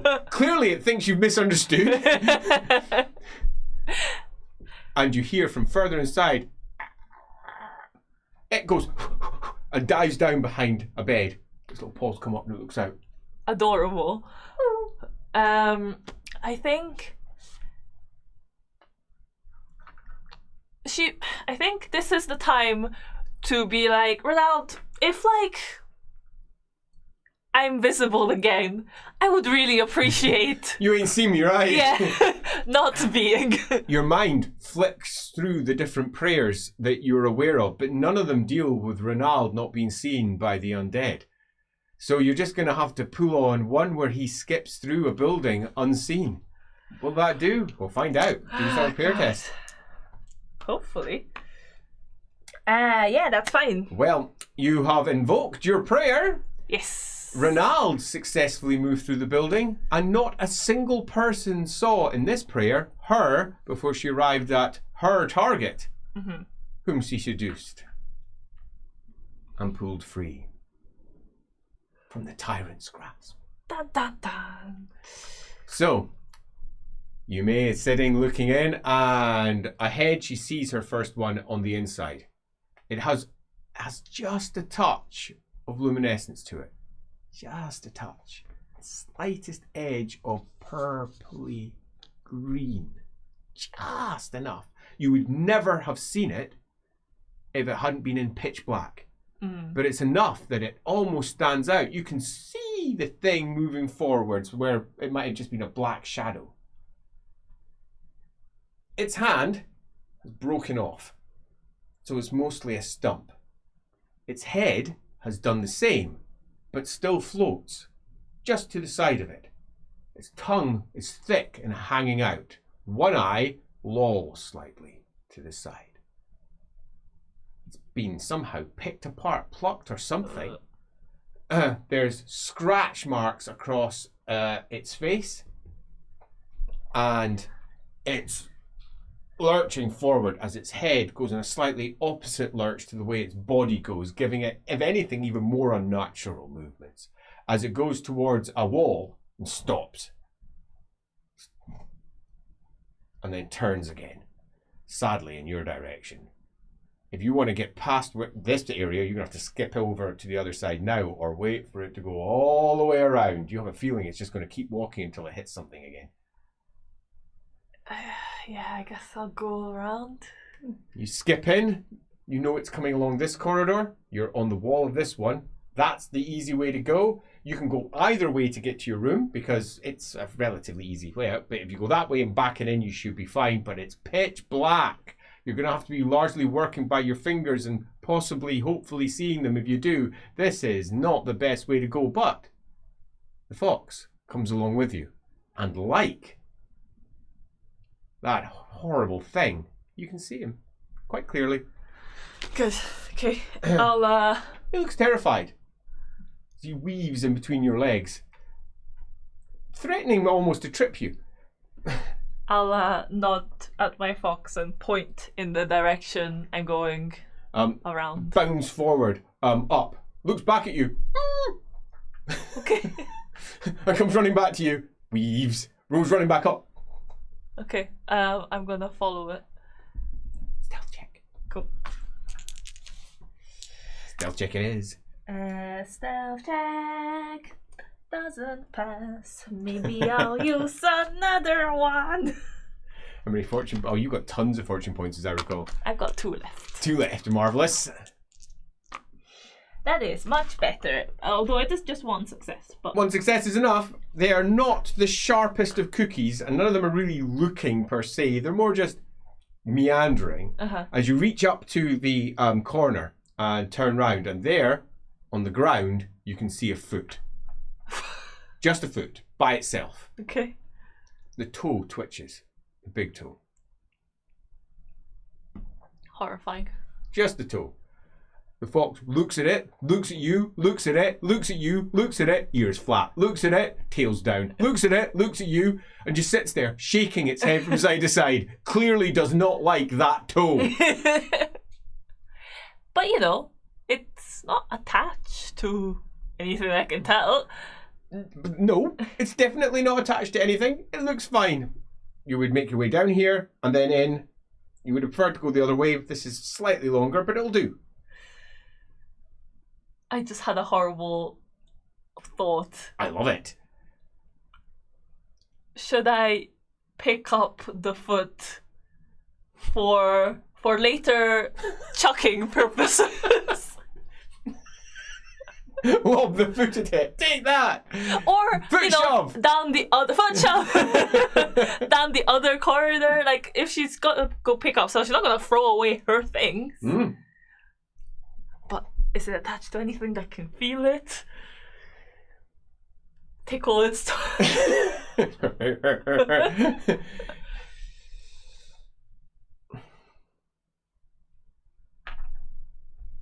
You're just running past it, aren't you? Yeah, I thought so. She knows it's there. She could come back. She goes past, and the foot trembles and twists towards her slightly as she goes by. Okay. Fox scarpers and dives round the corner, does not like it, then comes running all the way back at top speed and sticks to your feet pretty much. As it looks out ahead, you can hear up ahead.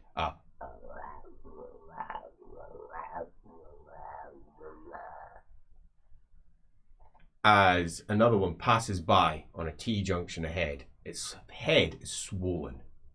Its eyes are massive and moving slightly in its face. Big tongue comes out, small horns. It never looked like that when it was alive. It has fallen completely. That concerns you. Concerns you, because that means not only are the spirits clearly not resting, but some of them are beginning to fall.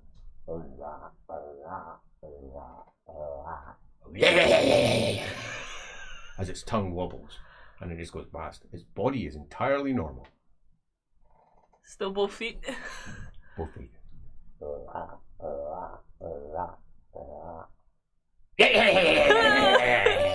Gross. As it moves past there. You can still hear it going.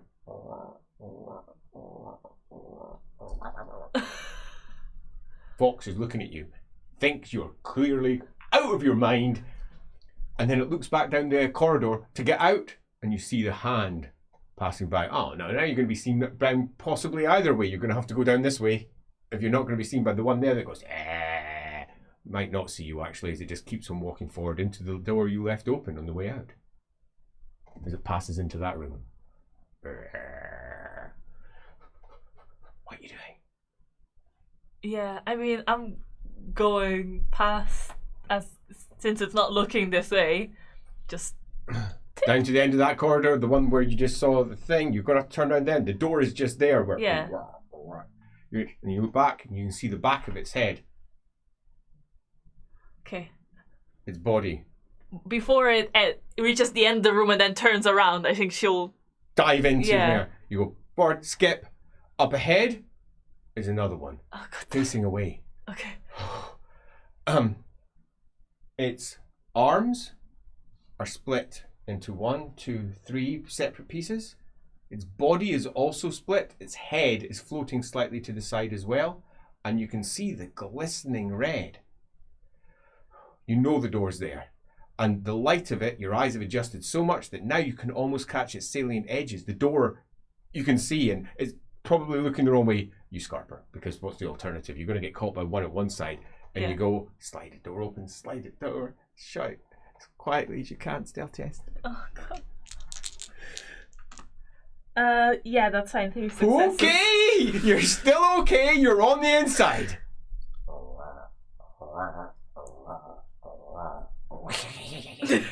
God. Horrifying. Okay, so you know exactly where you are. You have been in here more times than you would ever admit to your father. Once. This is a place that only your father and mother were allowed, mostly your mother. Father, pardon me. And whenever you required something from in here, it was fetched for you by them. In particular, your father, because he was the one with the imperial blood. Now, of immediate first interest here would probably be your wakizashi, which is hidden in its own drawer to your left-hand side ahead. You know that because you would sit eagerly at the door when he was going in to fetch it, and you would see him pull it out very carefully. He couldn't see it, but the fox also next to it. You know that you're meant to say a prayer. Oh, yeah. Oh, God. When you lift the blade up, you're meant to say a prayer every time you draw it. You're meant to say a prayer every time that you put it away again after cleaning it correctly with the correct rituals and oils. You've got to wash it. You've got to oil and sharpen it once a week and do the correct prayers. Your father would bring it to you, and you would very carefully sit down, spend half an hour doing that. Mm-hmm. It's not been tended for over 3 months. The spirit within the wood is probably unhappy. God, yeah. It's probably lonely. It's probably scared. Of course, there's 2 other things of immediate interest, plus anything else you think you might want. One is your steel. That is your responsibility to keep. That's got its own jade holder, extraordinarily ornate top with a tree design and lots of holes pierced through it for the actual seal on the inside, made of gold and various other fun. I know it's jade, pardon me, for the seal itself. And your scroll, your family tree.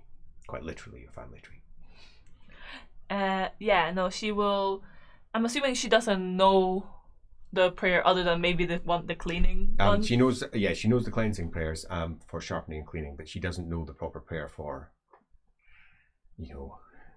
saying thanks for picking up, being you, doing the thing. Literally no idea. Yeah.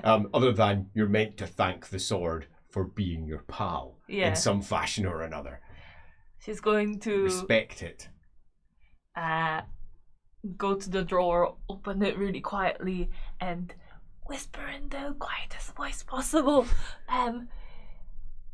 Sorry for leaving you. I've come to get you now. Thanks for waiting for me. Tick. Right, so it's in its own box. You'll need to open the box so you can get into where it's got its scabbard. You could take just the whole box. I think it's about that big. It's relatively short. Yeah. Box, be about that big.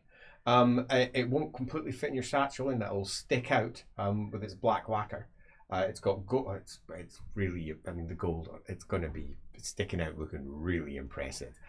Taking it out of that will leave it just the sheath, which you could wrap round. Yeah. And that's easy to hide. This box you can wrap round as well, obviously, but it's going to be a big chunky thing sticking out of your bag.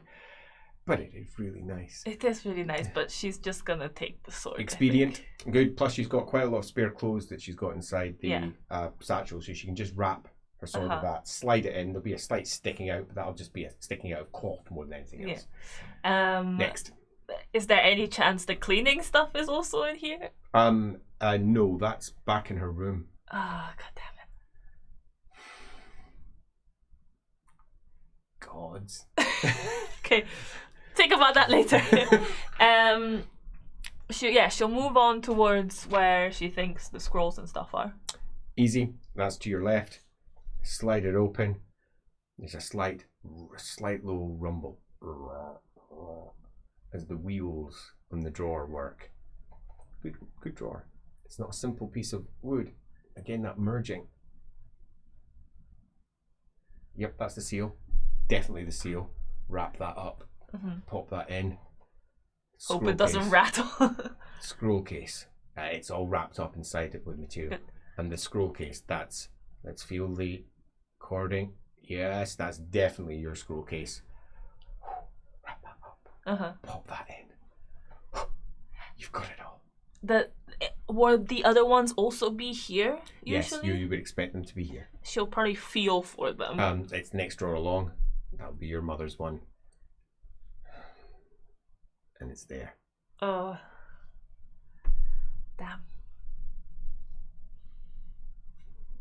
Which leaves you in a slightly difficult position. Do you take your mother's seal to protect it, or do you leave it in the hope that your mother is still alive and comes to fetch to protect it?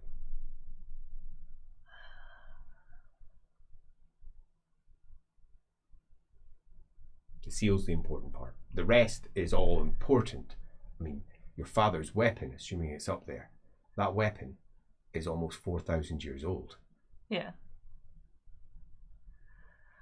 Yeah, but it's also probably really hard to wield for somebody who doesn't have a strength. No, you'd never be able to wield that. Nor do you think it would anyone else. It wouldn't let itself be wielded by anyone else. Yeah.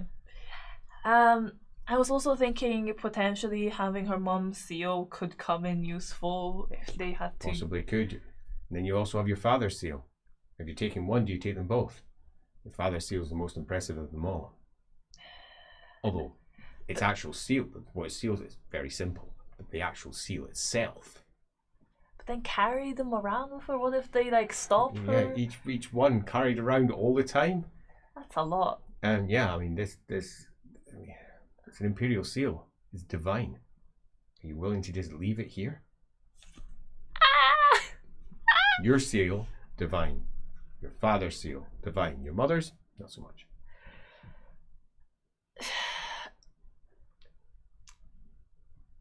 I think perhaps she'd take them. She just can't let them fall into. What if these things did something to it? What if it fell, quite literally, and fell? I mean, you wouldn't want that sort of divine thing to slip into the other realms. No. No. Because you know it would resurface somewhere else. Yeah. And someone else would try to claim that particular position. Oh, no. Yeah, Out it comes. All in the satchel.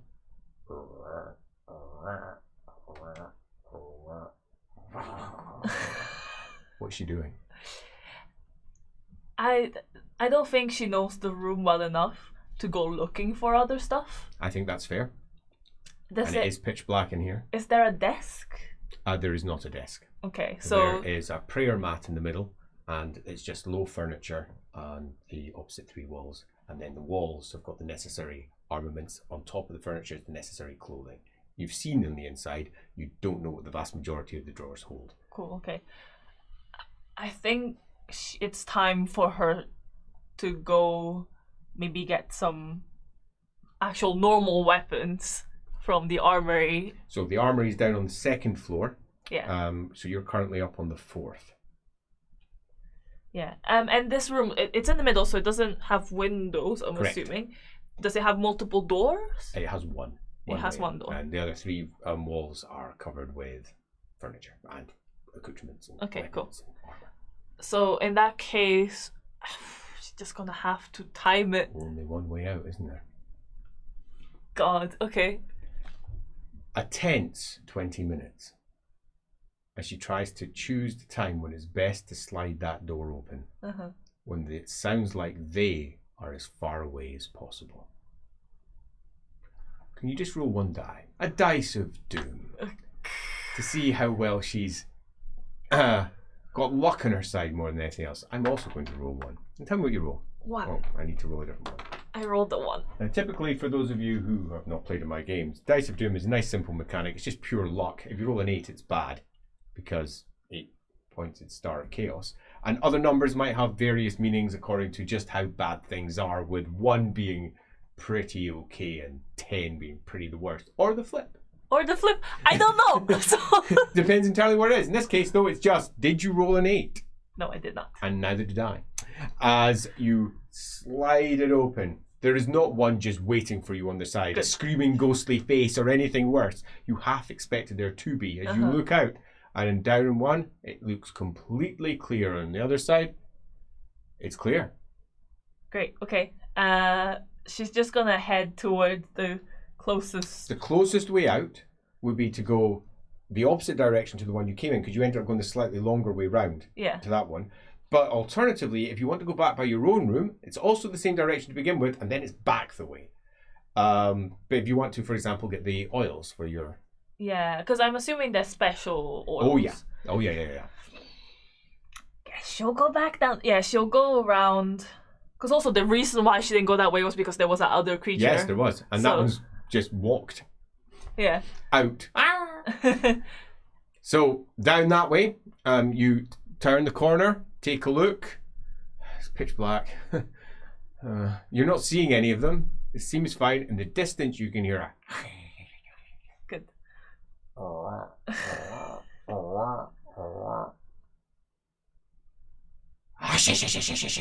And that was louder. And it sounded really close. But you don't know which direction. I look down at the fox. The fox isn't there. Fox! What, the fox? You've abandoned me at my time of need! Okay, well, she's just... You know, if she has to make a lot of noise and run, she'll have to do it. So she's just gonna go for it. She's just gonna pelt. Yes, love it. Bum bum bum. No fox, no nothing. Runs down the corridor. There's nothing there, so that first part is easy. Back a bit to go towards your room. You can see one up ahead of you. Fortunately, it's not big, fat, bloated head boy, nor is it weird, I'm all split apart girl. It's just one of the slower. Okay, good. Sees you there on the lacquered armor. It stops. And a small part of your brain at the back goes, you think that they are much less affected because they're in the armor. Oh. It makes sense. You know that the armor itself has been blessed with prayers. So they're probably arrested in a way that the others haven't been. The ones, the servants. Yeah. They've gone different and they have fallen. But this one is just a restless spirit as it comes forward. It's a race to get to this door. It coming this way, you coming this way, at full pelt. This is how the race goes. Ah! In. It's not particularly fast, but it's enough for it to go. And in the space between that and the comes a Yume. You've arrived in your room. You've heard all that. The fox is on the outside. It's clearly noped out of that building already. It's sitting on the balcony going, clearly wanting you to go. Are you scrabbling for your oils? You know where they are. Shouldn't be hard to get. Taking the detour? Yeah. You slide across, yank open the drawer. Thankfully, it's exactly where you expect it to be. Good. Grab it, stuff it in your satchel as the first one comes round the corner. Thump, thump. Big, huge fist slams onto the side of the doorstop, and on the same on the other as it pulls itself in and its head detaches. And it starts coming towards you. I trust you're running. Yeah. Squeak! piling over the edge of the balcony, sliding down. Let's hopefully not slide too far. Do yourself an athletics test. It'd be really funny if you slid off and flew. Fate point! What was it? Athletics? Yes. And no, you do not have advantage. But could I use a fortune point to up my success? Yes, you could. 1 fortune point and take it up to 1 success if you've got 0 successes, for example. Or I think so. I just think no successes is probably not a good. Unwise as you slide off and slide off. And you can't help yourself. You scream. You literally can't help yourself. As you pull out your hand and grab on just and tear down a part of the wood before you fall into one of your old handholds. And grab it. And hang for a second before the head flies out above you, glowing slightly red, and then strains a bit and then goes flying backwards back in. It's a good thing I jumped. A clatter as the body follows with its head now attached back to it and slides down exactly where you've just gone and goes off the edge. As you watch it scrabble for you, where you're attached to the wood, falls right past. Just as flat to the wall as you possibly can. Dum, dum, dum, dum. Whoa! As another one falls out. It shouldn't be funny. The big head tips over the edge and it causes the body to go flying past it because there's so much momentum caused by that head, and it sort of twist falls down to the ground below where you see the head splat. Oh god. Bits of eye quiver, bits of body all over the place as it slowly creeps back. Its splatted extremities. The brain reforms into its skull socket and the eye blinks and looks up at you. Blink, up at you. The other one, as its body reaches up to where you are.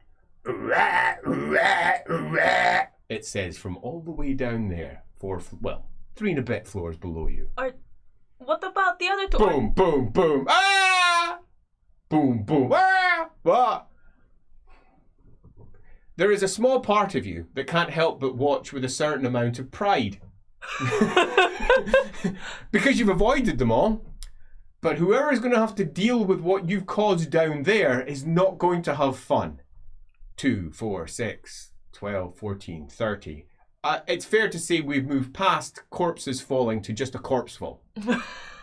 As bodies from the various levels are gathering and making their way out, and some of them are hideously twisted. Huge, weird, ogre-like features, massive eyebrows, huge eyes, ears! Oh, the ears! As they fall down. One of them, their ears are so big, it causes a certain amount of friction, causing the head to go a bit slower. It almost glides as it then collapses to the ground. You need to get out of here. Yeah. Fast. Going down?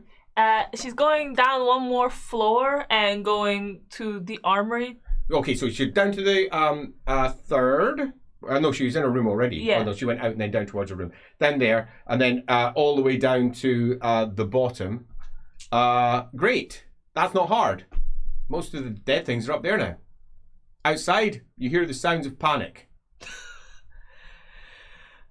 I'm hoping that keeps them distracted enough that they're not looking at the lit parts of the house, and she'll slip inside to head towards the armory.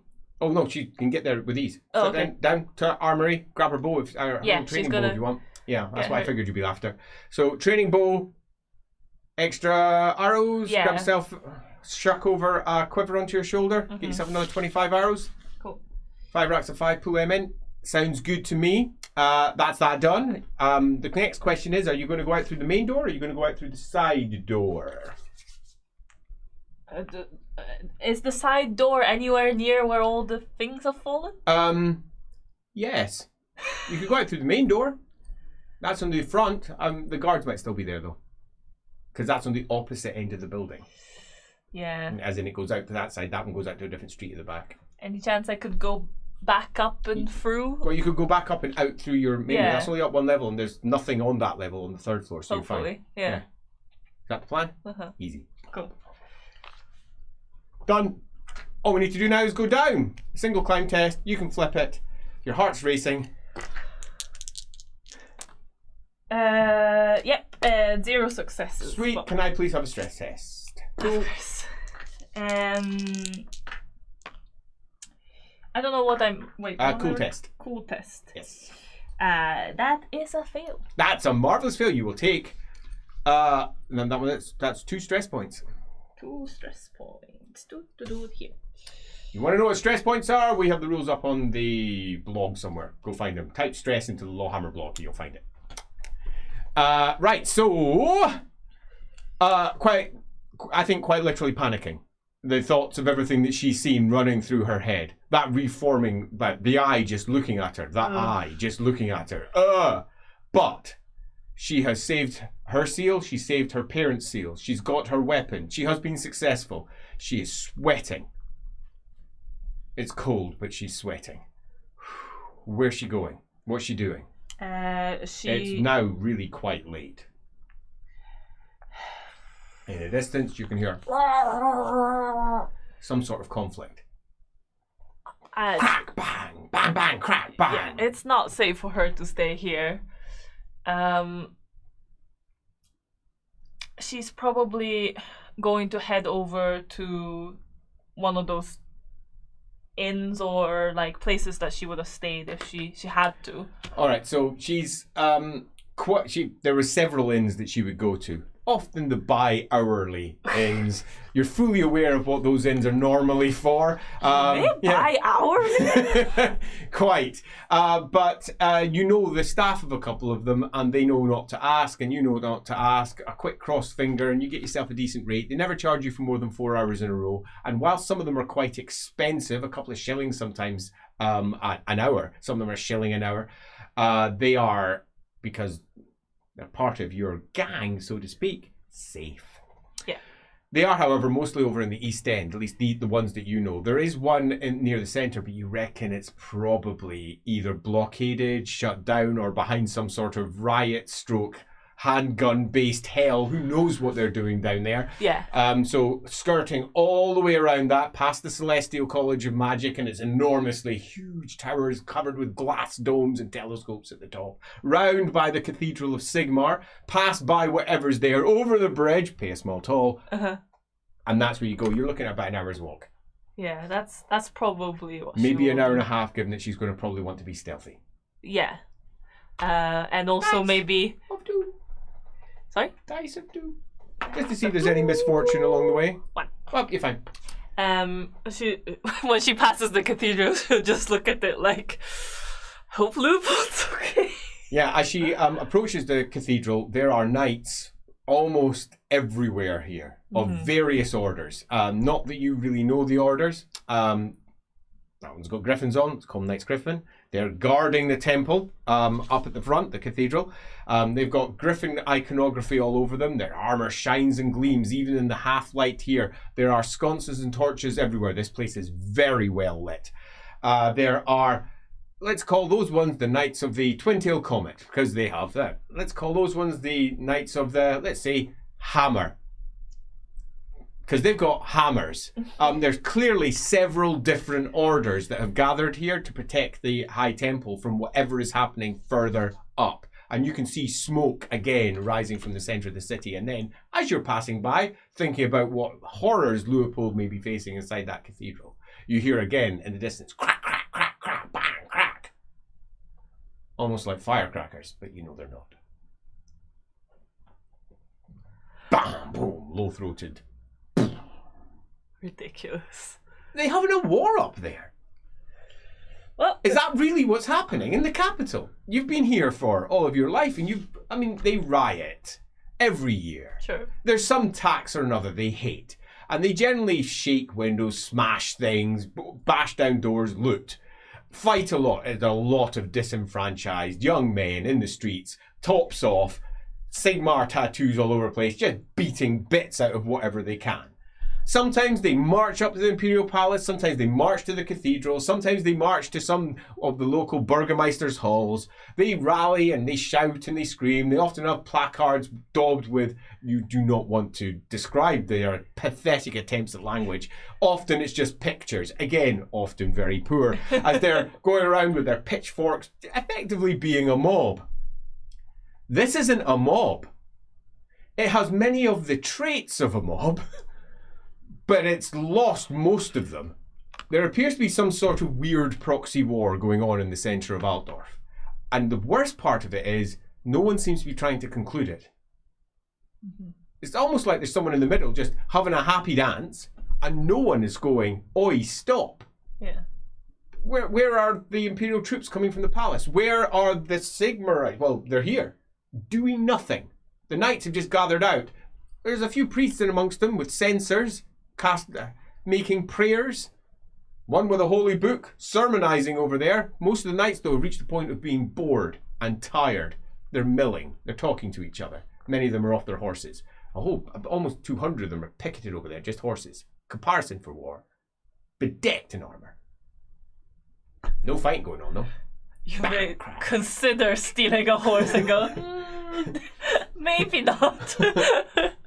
The toll across the bridge would normally be for this one just tuppence for this hour. It's enough to stop people crossing it who shouldn't be crossing over from the other side. But it's cheap enough that anyone can pass over. The toll, however, has been increased to 4p, and there's an apology for it. "Sorry, love, it's 4p, says riot tax. Emperor's got to pay for everything, doesn't he?" Riot tax? But, okay, You can wait till 9th bell if you want. It'll be 2p then. Won't be free until 11th bell. That's gonna be ages. Where am I gonna sleep until then?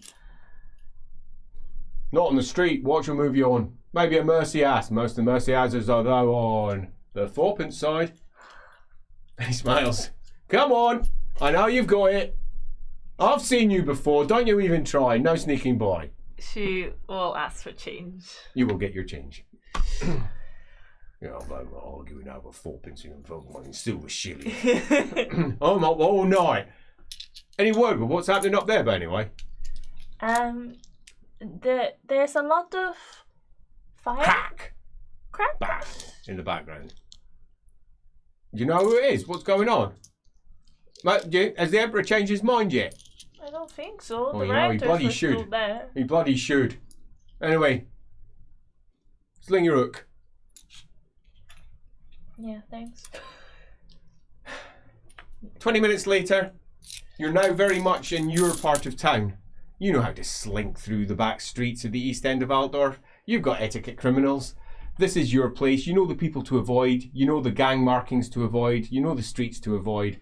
This is a little bit like taking a jaunt down in a big open empty street. By comparison to the crazy things, this is a blessed relief. This is the sort of part of town that the vast majority of Altdorf would be saying, in the same way you said earlier, "Nope," but not for you. You just glide through. Indeed, you even see a few folks you know, a quick tip of the hat, a quick smile, or a pull down of a hat for I don't want that one to know I'm here, as you eventually make your way to your safe house.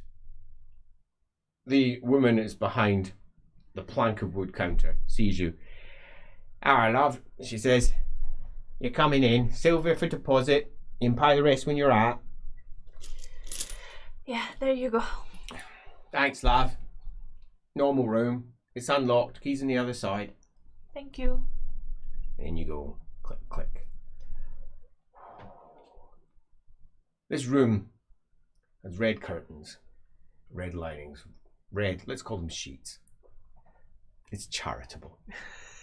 It's not particularly comfy, but it's far away from the horrors you've just witnessed. Yume wakes up in the morning, hungry, sweating, dreaming of blinking eyes looking at her.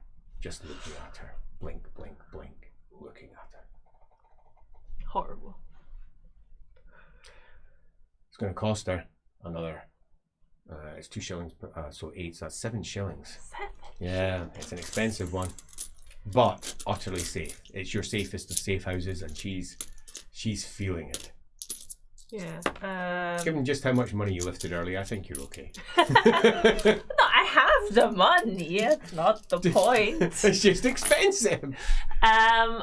She'll maybe, I don't know, get some water to wash her face before she goes. She'll probably just wash herself off in a puddle outside. Fair enough. Yeah. An East End girl, that's very common. There's all manner of folks just squatting around. Morning ablutions. So, first things first, what's next? Where are you going to get food from? She will head over to, I always forget the name, the Halflings. Hafenstad. Excellent. So Hafenstad has is pretty much almost a district of coils and curls of crescents. Each one of them has banks of housing, and the lower ranks are almost always, the lower levels, pardon me, always given over to various kitchens of various types. Mm-hmm. Many of these kitchens supply the rest of the city for the various hawkers, as halfling hawkers, with their big signs up and their big boxes they carry around full of food, trump out to various parts of the city and then tramp back again once they've done most of their selling. Some of them have coals that sit at the bottom of their various handheld stoves, for want of a better description, that keeps the food warm. And at this point in the morning, most of them have already left, and it's just a host of happy faces. Most of the halflings, in fact, almost all of the halflings, are working in some sort of industry here. And they live in great family groups, often as many as 20 or 30 to a room. They're all snuggled up together. They live very much cheek to jowl, hand to hand, shoulder to shoulder. And they, as you know, have a very, very, very, very low understanding or acceptance of the idea of individual material wealth and not sharing. They like to share. They always share. That's just the sort of people that they are, which means you've got to hold on tight to your bag, particularly because there's bits sticking out covered in cloth. Lots of interested eyes, little halfling children coming over, clambering up if they can onto your side, sitting on your lap with big happy smiles, trying to get their hands into your buckles to see what sort of interesting things might be in there. If there's something really interesting in there, they'll want to show it to their aunt and to their uncle. Look at this. Yeah, you've got to hold on tight to that. That said, though, you're not the only big folk, so to speak, that will gather here in the mornings. And the centre of their crescents are large open areas, often under tarps or tents, or in some places constructed wooden areas where you can just go in and eat, with all of the shops, hawkers moving between them. And yeah, some of the best food in the city here. And it's relatively cheap if you buy here. You buy elsewhere from the hawkers, the price can increase up to double, 3 times, sometimes as much as 10 times, depending on where they're selling. But here, super cheap. You can get yourself enough food for the day for not more than about 4 pence. And if you want to buy yourself more food, you can do so as well.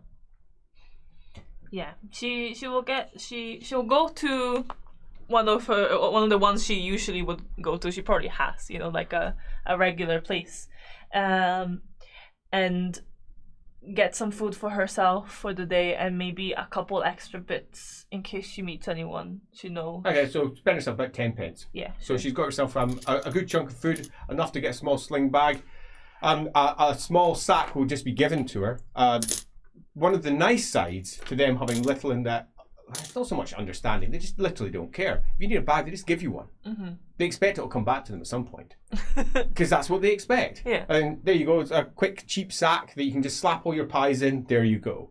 And this is rubbed off amongst many of the EastEnders, where they just pass things between themselves. And others would argue that that just means they're a bunch of thieves. Perhaps both of those particular arguments are accurate. So technicality. Yeah, it's a technicality. So where is she heading?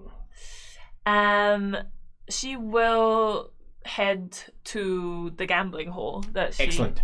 The Riddle's Wen. Yeah. A relatively poor pun on the Riddle's 10, the Ranald and Holy Book. The Riddle's Wen is the gambling hall that, when you were last there, and somewhat disturbingly given the night in question, on Hexenstag, with that green moon up high.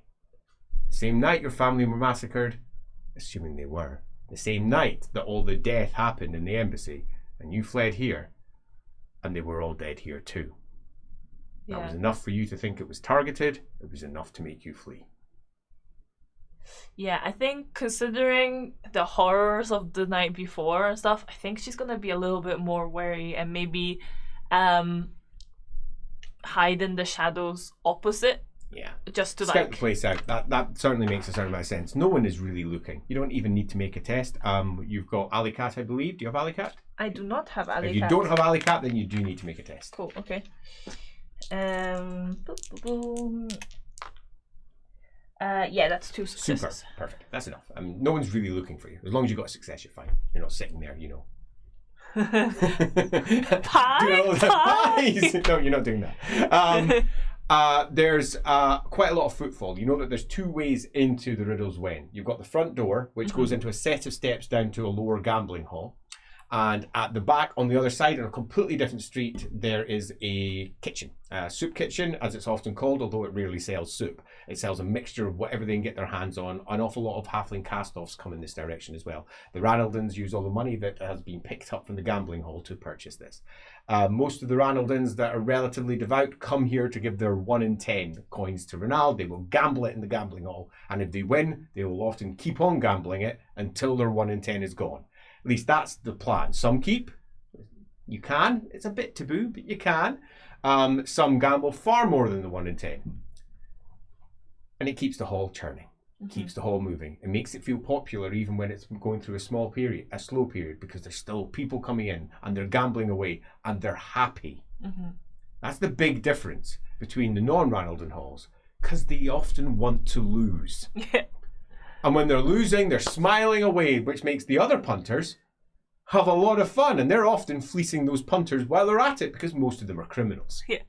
Good times! But it The 1 in appears... 10 is the stuff on the table. Everything else. Exactly. Now, it appears that it's working. It's early morning. You would expect to have the inveterate regulars and the Ranaldans themselves, those who feel that they've got donations to make, to come in. The temple's a loose word. The gambling hall is always open. Yeah. At midnight, 5 in the morning, and does not, however, ever accept anyone to stay. You don't get to stay here. Not even if you're a priest. The only one that are allowed to are the people who work when they're working. A couple of times you've come in and begged to work because you had nowhere to go. So you were working one of the gambling tables. But most people get turned down.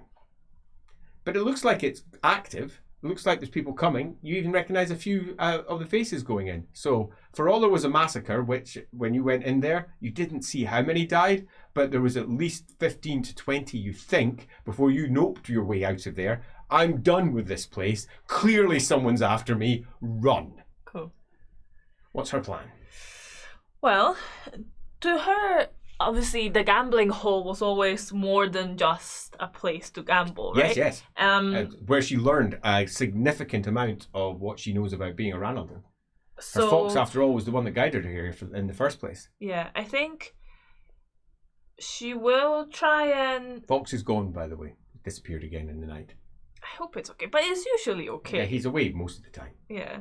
I mean, I was concerned a little bit because it was during the creature stuff, but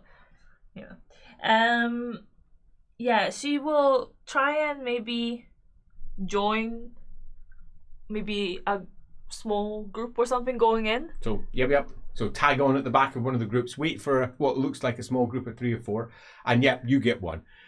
Early morning students who have decided that coming down to the gambling hall would be a marvellous way to spend the morning, don't you think? Well, yes, I think it would be an absolutely marvellous way to spend the morning. Far better than Professor's twaddle. As one of the other one goes, well, I really don't know if we should be gambling too much. They're going to get fleeced. Well, Yume's thinking maybe she should do it. Yeah, they're going to get fleeced. Right, what's her plan? You sit in the back and you go down. As you're on the inside, no one you recognise in terms of the staff. Not necessarily surprising, but no one you recognise in terms of the staff. No obvious priest, although they often don't identify themselves. Sure. But your priest, the one you know, you're not sure if he's dead or not, Reneg. You don't see him. How does it feel to be back? Because I'm assuming it was quite a safe space for Yeah. her. Do you have holy visions? Yeah. It doesn't. Yeah, that's not a good sign. It isn't. Leaves her feeling that possibly the massacre that took place here has desecrated it. That's really not a good sign. No. You do not know the rituals to re-sanctify a place. That's well outside your wheelhouse. Yeah. Hey, Lupul's wanna help me re-sanctify. But that would just sanctify it to Sigmar. Yeah, I know. Assuming he even knew how to do it. Uh-huh. Yeah, not your thing. But the fact that nobody's come back to do it? It appears to be the case. Yeah, I mean...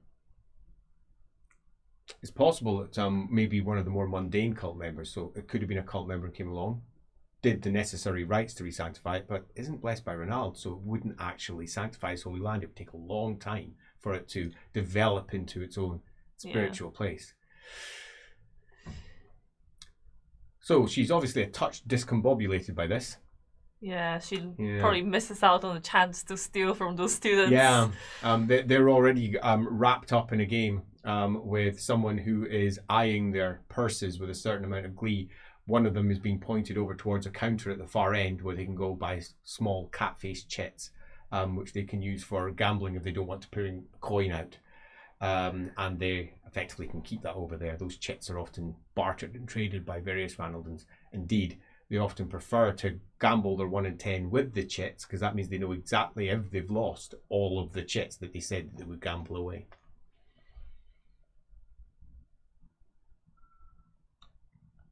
She's gonna go queue so that hopefully there's enough time for her to have a better look at the staff and maybe actually...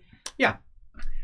So let's just skim over her general observance of the temple from the inside. Sure. She notes that there are some 6 staff who are working the tables. There is 1 sitting behind the counter doing the cat-faced chits. There is no obvious priest coming in. Often, if you've been in for at least half an hour, the priest would just do a walkthrough and would often go back to the kitchens where he spent most of his time. There is, however, a guard sitting at the door that leads over to the kitchens. That's new. That was never the case before. A relatively solid-looking fellow who has his arms folded, sitting in a chair, leaning against the door to ensure that no one can get through it should he accidentally pass out, for example. He's just looking down over the main hall. The gambling itself seems to be going relatively freely. It appears to be in all ways the gambling hall that you knew, bar the complete change of staff. Completely different. There is no obvious ways to know what happened here. You wouldn't have thought there was a massacre here 3 months ago looking at this. Sure. It's fine. But in terms of coming up with answers as to why it occurred and what's going on, nothing obvious here in the slightest. Really, in terms of folks you know that might know anything, there's not many here. And the priest, perhaps, you don't know where he lived. That's not good. Franz, who used to run with one of the Crooked Fingers, but as you know, he is a proper psycho. But he likes you. Yeah. Which is a benefit. But he's a psycho. The cult has balanced him, let's say, and you were largely responsible for that. So he's certainly someone you could talk to. He might know what went down. And you know, Franz almost certainly isn't his name as well, but Franz. Franz. Yeah, indeed. Franz. He lives in a small place around the corner, in one of the rookeries right at the back. A rather dangerous place to get to. But you've got him. Other than that, most of the folks you knew were so wrapped up into this temple, and now they appear to be all dead. Yeah. I just don't think she's going to find the answers that she wants here. Even if somebody was vaguely aware, like, what would they actually know about it? Quite. So you probably know more from having walked in it, saw the dead bodies and running than they know from hearing second, third, or fourth hand news. Yeah. Yeah. I think she's gonna maybe risk Franz. Okay. Does she want to gamble her 1 in 10 away before she goes? Well, Or is she going to keep it feeling that this might not be perhaps the right place to be doing it? You're not convinced these are even Ranaldans. It might be people taking the place. If it's not really holy... Well, whether it's holy or not, it's still, if it's part of the cult, it's part of the cult. Sure. Many sites aren't holy per se. Not everywhere that you walk into that's a temple feels like holy ground. Fair enough. Things change over time. It was never properly sanctified, or it was sanctified by someone who hadn't any ability to do it properly.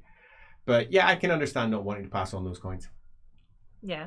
Maybe she'll give it to Franz if she feels like he's still part of the cult. That sounds good. So, the rookery. You need to make yourself up along the docks and then in through some back corridors. This area is pretty decent. And then into the main slum itself. It's much less decent here. It starts off as almost a tenement that's relatively simple. Then the tenement almost collapses and turns into a pile, of which there are various tunnels that pass through it. Lots of rooms, buildings, makeshift shacks attached to different parts of it. Some of that hanging out. Other parts just held together with struts and chains. You can barely believe the thing even doesn't fall over. Passing through that, you know it. You've been here multiple times. It's normally easy. And this time it appears to be. You pass by a chap who's trying to sell bits of soup from his, let's call it a shack. It used to be the corridor that passed through, but the space of this at the side was enough for him to move in. And he moved in there and he just cooks all day at whatever he can get his hands on and sells it for a pfennig, a massive scoop. You've had it. You would rather not. But if you're desperate, you're desperate. You go past another beautifully lovely old woman who has lived here from before it had collapsed. And her inside there, it's bedecked in Sigmarite finery. It's cheap. It looks fine to a particular eye. Around the place here, she's known for giving out benedictions. She, in truth, handles a lot of the childbirths in the local area, and the Sigmarite thing is a facade. You know that. She actually worships one of the local fertility deities. You think it's Dairath? Or is it Ryrath? Is it Halath? You just never mention it, and no one ever calls you out for being wrong. You pass by that over to where Franz's room is. It's up a set of steps, piled stuff, and behind a very sturdy door, one of the few sturdy doors in this area.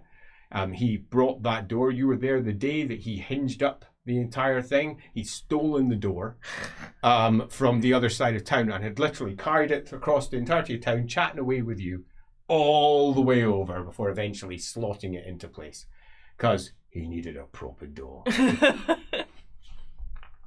Oh, friends. Yeah, she'll do the customary knock.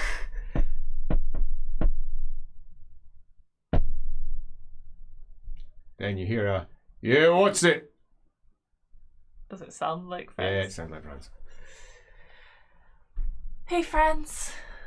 Door immediately opens a crack. He's like, Yume, what are you doing here? And he puts a big smile on his face. You've not been around. I tried practicing. Huh? He just opens the door. Come in, right? Come on. Nice. Brought you pie?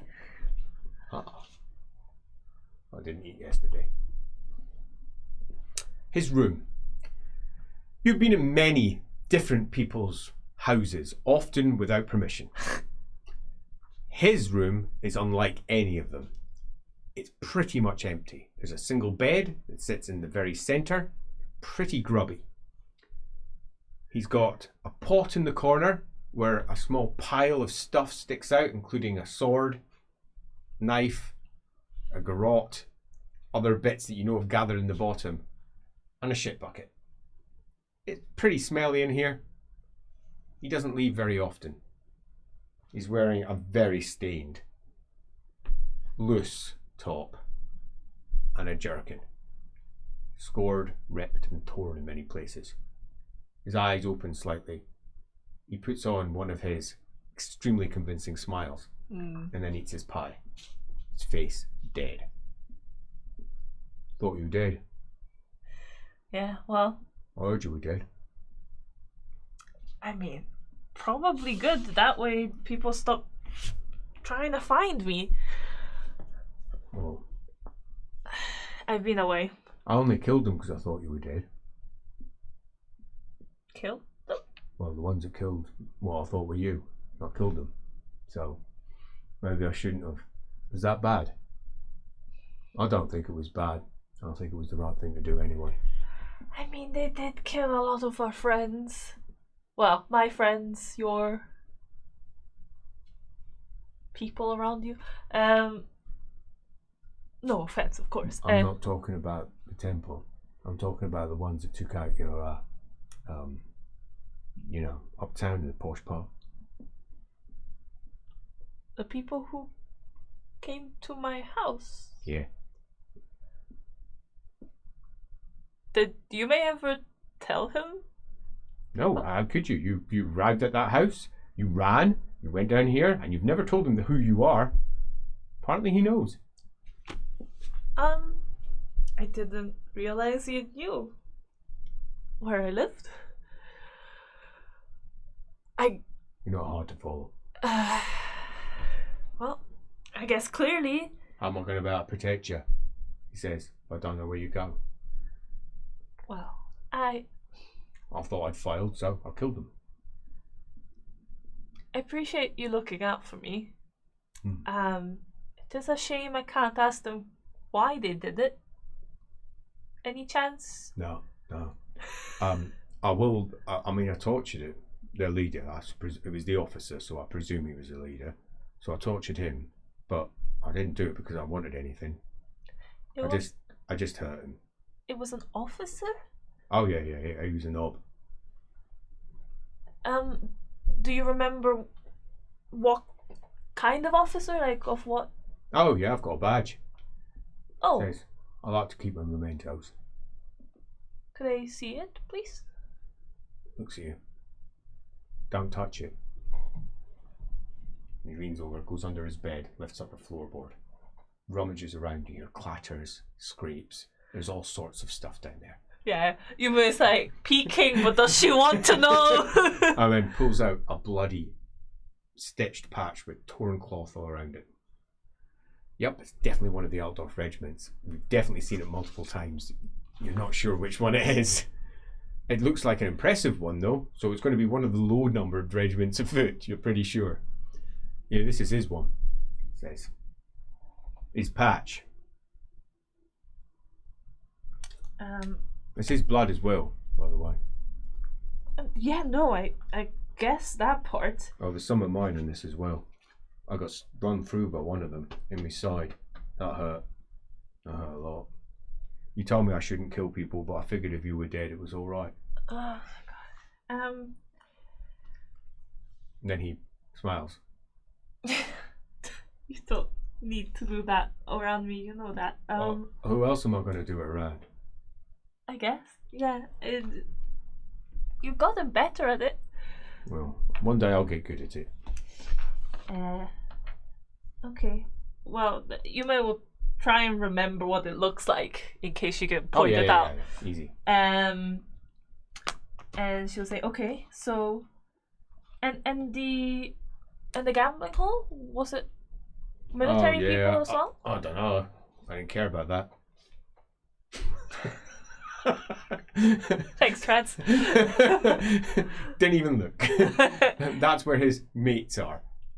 Yeah. Yeah, quite. Okay. And what you been up to since? Has anyone survived? Anyone else? Dunno. Shrugs. I kept to myself mostly. Someone came about a month after. About a month. It was about a month after. They were asking around. I told them to fuck off. I know. I wasn't interested. What? So they're pissed off. What were they asking about? No, they just want me to do some job or another. Oh, okay. Oh, no, wait a minute. No, another fella came about a week ago. I've forgotten about him. Yeah, about a week ago, I think. Oh, I don't know that. Can't quite remember it. Fuck, I hate that.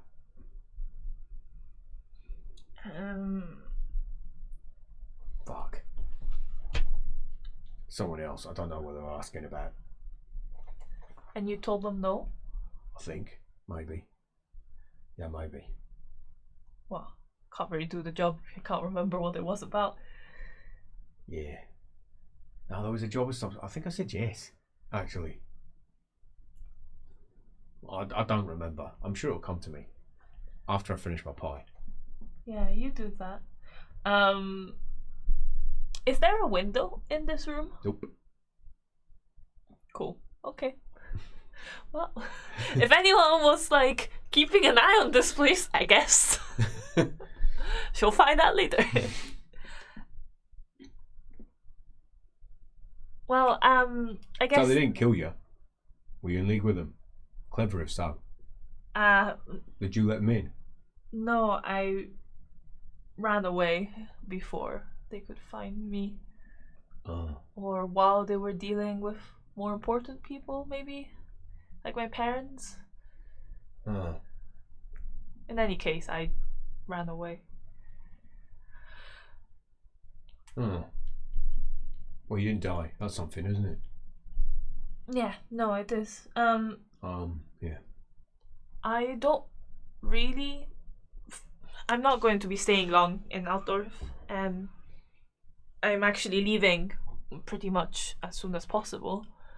I guess I wanted to let you know that first I'm okay, and also might not see you. Gets up, walks over. Look, I know you don't agree, says, but it's always good to have something small in a pocket than a lining. It's a garrote. Take it. Put it somewhere you can use it. If there's folk after you, or there's folk after your lot, sometimes you're just going to have to do something stealthy, and remember, the dead, they can't do it to you again. Look, I know you disagree. I don't care if you disagree. Sometimes you just got to do what you've got to do. Lessons. I know. I can hear you. You need to give them lessons. But I'm fucking done with lessons. Look what they did. That was a lesson. That was a lesson that you were probably wrong. So many people dead. Probably because of me or my family. Well, if it was because of you, learn. Get your garrote and kill them first. Yeah, well. Don't hesitate. Knowing. Everyone hesitates. Everyone hesitates. They think they don't hesitate, but no one wants to kill other people. Teach yourself that that's wrong. Wow. Good old Franz. Thanks, Franz. What a guy. She will pocket, the garrote. More because he'll get upset if she doesn't. He does have a temper. And she'll say, I know, Franz, but I do need to keep them alive long enough to figure out who they are and why they're doing it. Because I doubt it was that officer who had like a personal vendetta against my family. Yeah, well, I thought it was going to be some knob anyway, because we done proper on a lot of knobs. We have embarrassed them, made them upset, that sort of thing. And I long said it's going to bite us proper at some point. Looks like you got bit. Yeah. Yeah, I know, but there's so much stuff going on at the moment. I don't know if you keep up with politics and things, but No, I don't. It's What rough. would I do that for? Sorry? What would I do that for? Yeah, well, at the very least, I mean, I suppose it keeps you in pies. And there's a riot. Is there? In town. Whatever. With mercenaries. No, but this time with mercenaries who are... Mercenaries, bakers, who cares who's doing it? Who are hiding that they're mercenaries. There's definitely something going on. Well, there's always something going on. I know. Anyway. I'm gonna be leaving. Yeah, keep your head down. Are you gonna stay? I was thinking of just waiting until I died. Because I didn't want to break my promise to you. But I felt like I kind of had. Because of cleaning up after you, But if you're alive, I'm definitely going to keep my promise, I suppose. I don't want to hang around here if there's some fella coming around knocking on my door and I can't remember it. Yeah.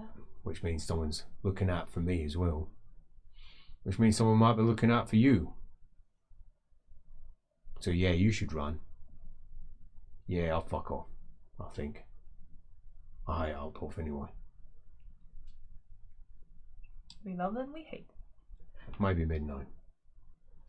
Nah, I'll stand out at midnight. No. All I need to do is say, no, I'll be fine. Yeah, no. I got no. I got no. Yeah. I'm gonna know. If you need me, leave a letter somewhere. Oh, so many choices.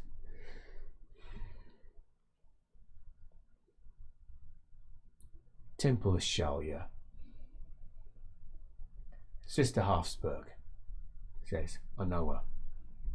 She tried to convince me that my way of life was not a proper way of life, and she failed.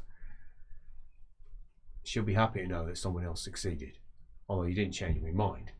You just changed my deeds. Sister Halfsburg.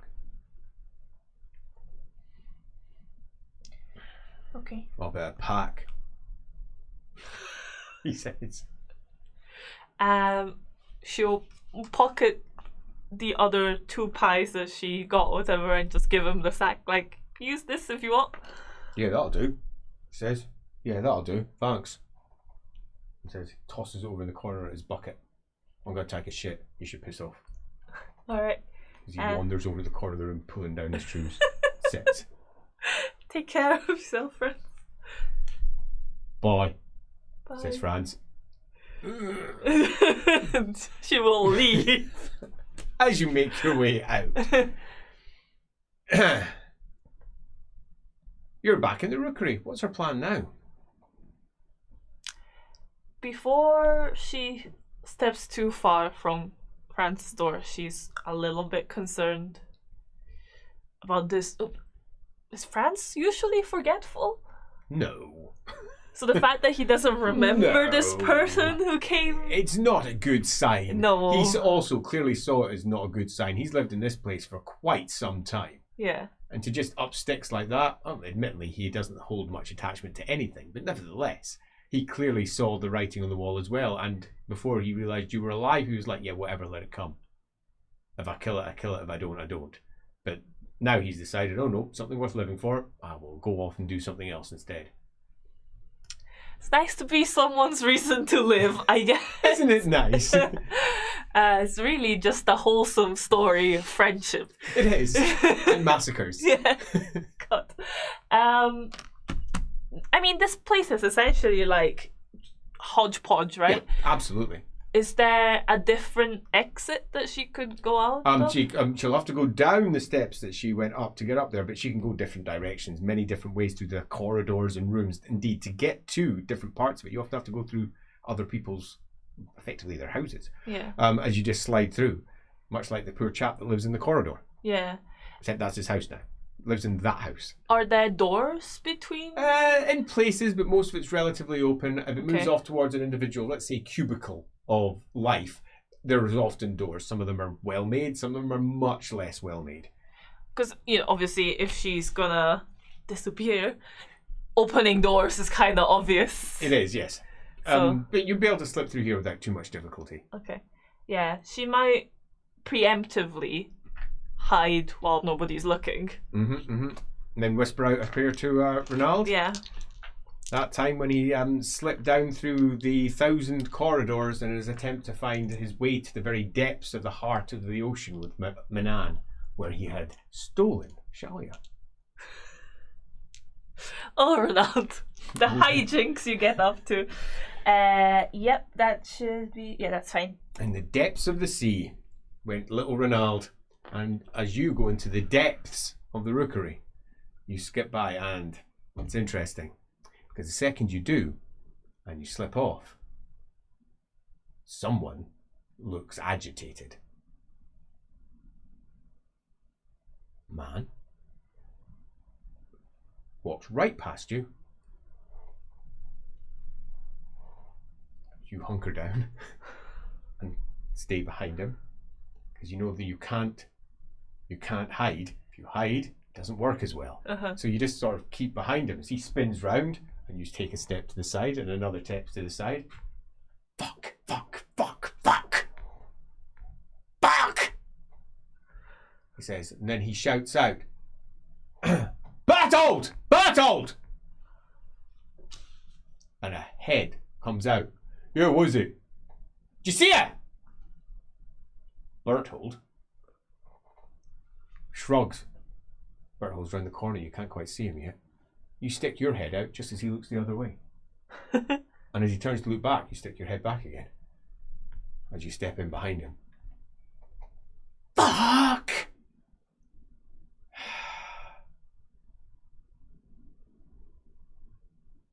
Damn it. And he goes up to the door and knocks on Fran's door. What's it? Hello, I'm here for... The door opens. What? He's pulled in. The door shuts. From inside you hear... Yeah. And that's it. Franz does not like to be interrupted. Apparently not. Okay, did they look like... They just look like people. Let's leave it simple. They're They dressed lower class. They've got hats, dirty coats, dirty trews, a pair of old half-broken boots. One of them has a beard. The other one, Bertold, down the way, is the bigger of the two, the taller. He has a long, heavy moustache. They're quite clearly local and used to looking local. You wouldn't have looked at them at all if it wasn't for the fact that they suddenly got very agitated when you were no longer there. What does Bertold do now that his mate's been... He doesn't know. Oh, okay. He's still waiting down there for his mate to come back. He's guarding that end of the passage, clearly. Fair enough. Which means you might want to go the other way if you want to avoid him. Yeah, I think... Because I did consider that she want to follow this guy back. Yeah, you could do that also. Just wait, mill around, wait for him to eventually go, and then watch him pop off. Yeah, she'll maybe go outside of the exit nearby and wait for him to step out maybe in a little while. Again, let's not dwell upon the details because you massively outclass him when it comes to being able to move through this area quietly, silently, and unseen. He's a bit of a lunk. And not only that, he's not, strictly speaking, even really looking for you anymore. He's looking for his mate, who he can't find. He knocks on some doors, including Franz's. Doesn't get anywhere. Utterly bemused, confused, he eventually wanders off. You follow him for almost 2 hours. Eating a pie, sitting there, as he wanders all the way through, up into the middle of the town, up by the Street of 100 Taverns, and waits at a table there. Nice, sunny day, streaming down, a thin slice of light from where the roofs almost meet from above, crosses over his face outside the Drunken Bastard where he's drinking. When 2 folk arrive. Hello, Bertold. Hello, Bertold. Bertold. Good to see you. Oh, I need to write that down. Ears. Something happened. As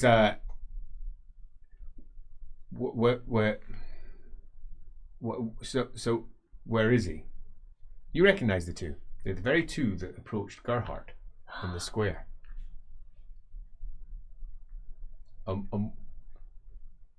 You said you had news for us. He goes, well, we were in the rookery and he vanished. What do you mean he vanished? We vanished. We were, I think it's possible. I think it's possible that the ambassador's daughter's still alive. Damn it. As he says, no, they were all killed. All of them. All of them. He leans in. All of them. You are literally on the next table. They ain't seen you, right? Your cap pulled down slightly. Just like Renald when he was listening to Ulrich and Tal screaming about Raya and how Raya was his wife. Renald found it a funny conversation according to that story. And like Renald, it's a funny conversation, but horrific, given what they're discussing. And indeed, as it was pitched in that book, it was horrific, because it was two men arguing over a woman, as if she had no control in the situation at all. So of course, Renald went off and told her, and Renald and her went off and had a lot of fun together, leaving the two men behind to bicker. Oh, Renald. Feminism. Renald indeed was a woman in that one too. As he goes, right, listen, we can't be talking here about this.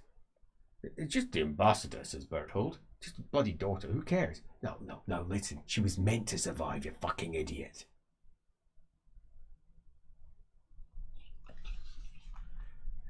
As the other one goes, yeah, meant to survive. What?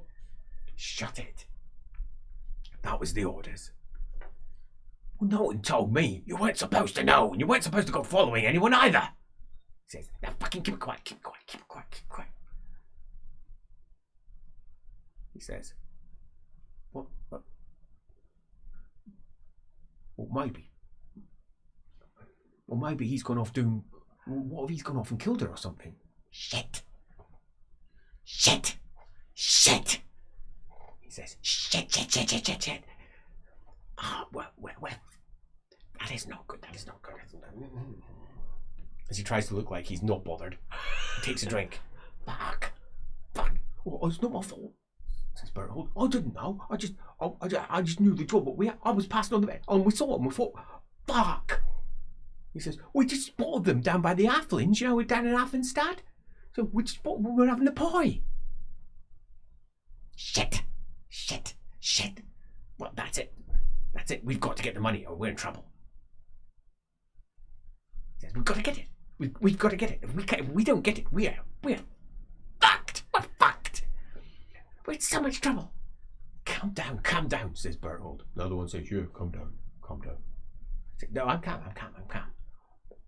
Maybe we should talk about this somewhere else. No, I don't want to talk about it. I want to do it in public where everyone can see and no one can hear. As Renald sits there looking on with a big smile on her face. Just right.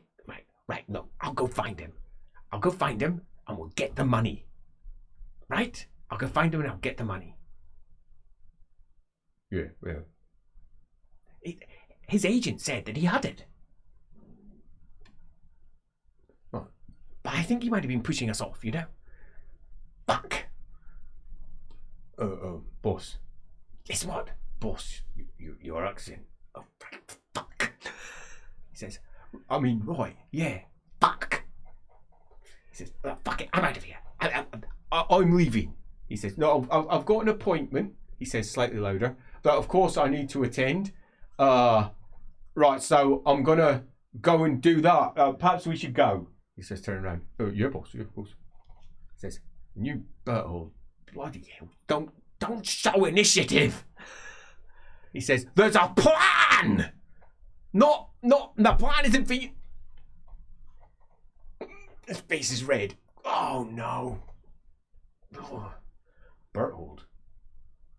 Fuck. What do I do? He says, nothing at all.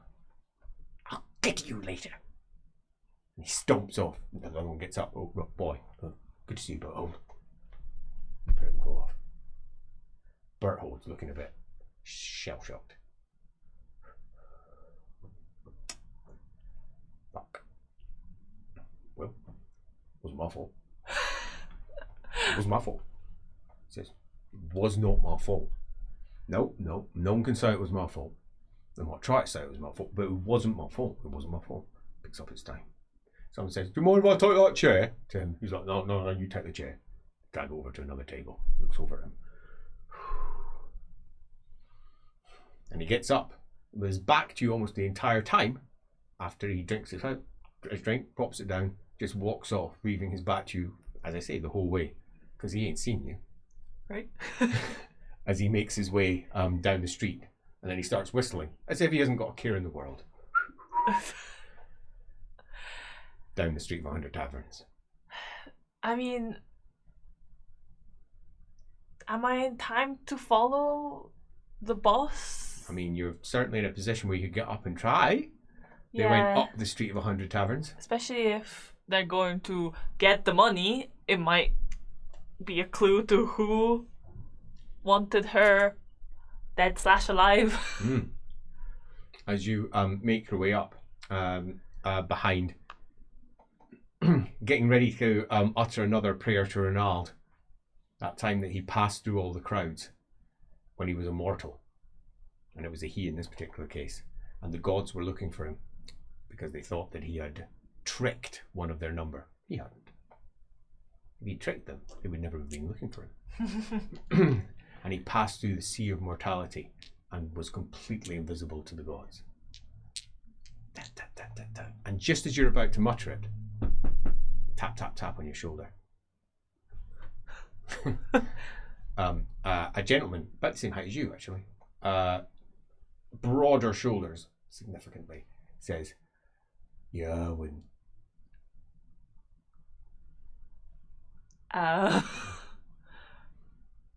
She doesn't recognize. No, him. plain face, brown eyes, rather squarish face. He's wearing just a simple brown leather coat, tights, brown boots. He looks about as nondescript as you can possibly get. Even his hair is brown. He's basically brown. His skin is pretty dirty. He's brown. He looks at you. I wouldn't. She has secret sign, Ronald.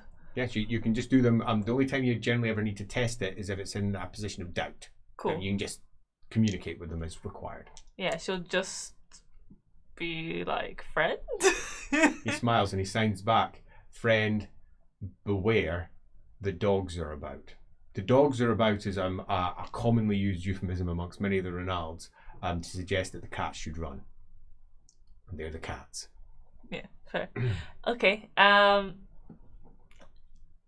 She might sign, like, lead the way. Scratches at his chin and he says, yeah, probably for the best. He says, let's go somewhere a bit more quiet.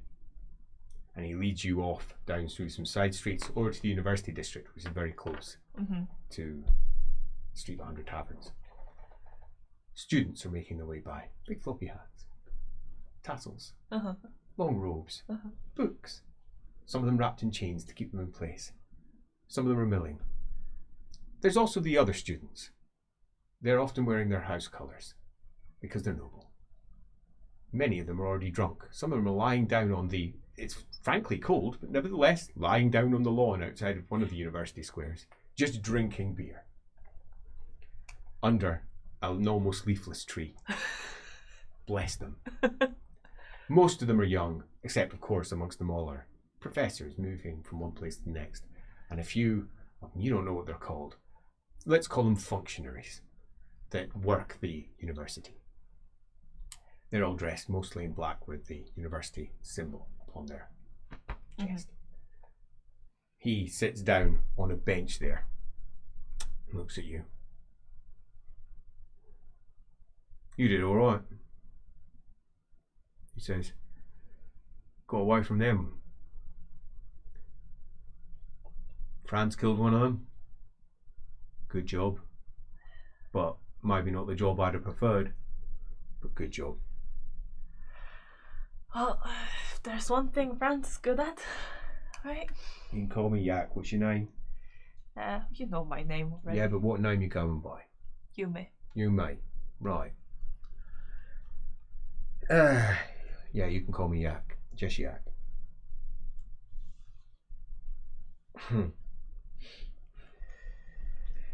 You didn't by any chance find out anything about what happened at the temple? That's what I've been looking into. The Gambling hall oh in East End. Just that Renee, do you know if he's dead? I didn't see his body.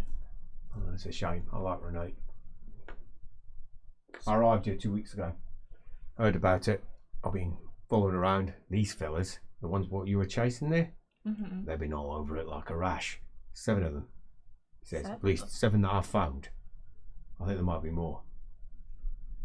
There's 7 of them that are wandering the streets. I think there might be more that they're wandering with, you know?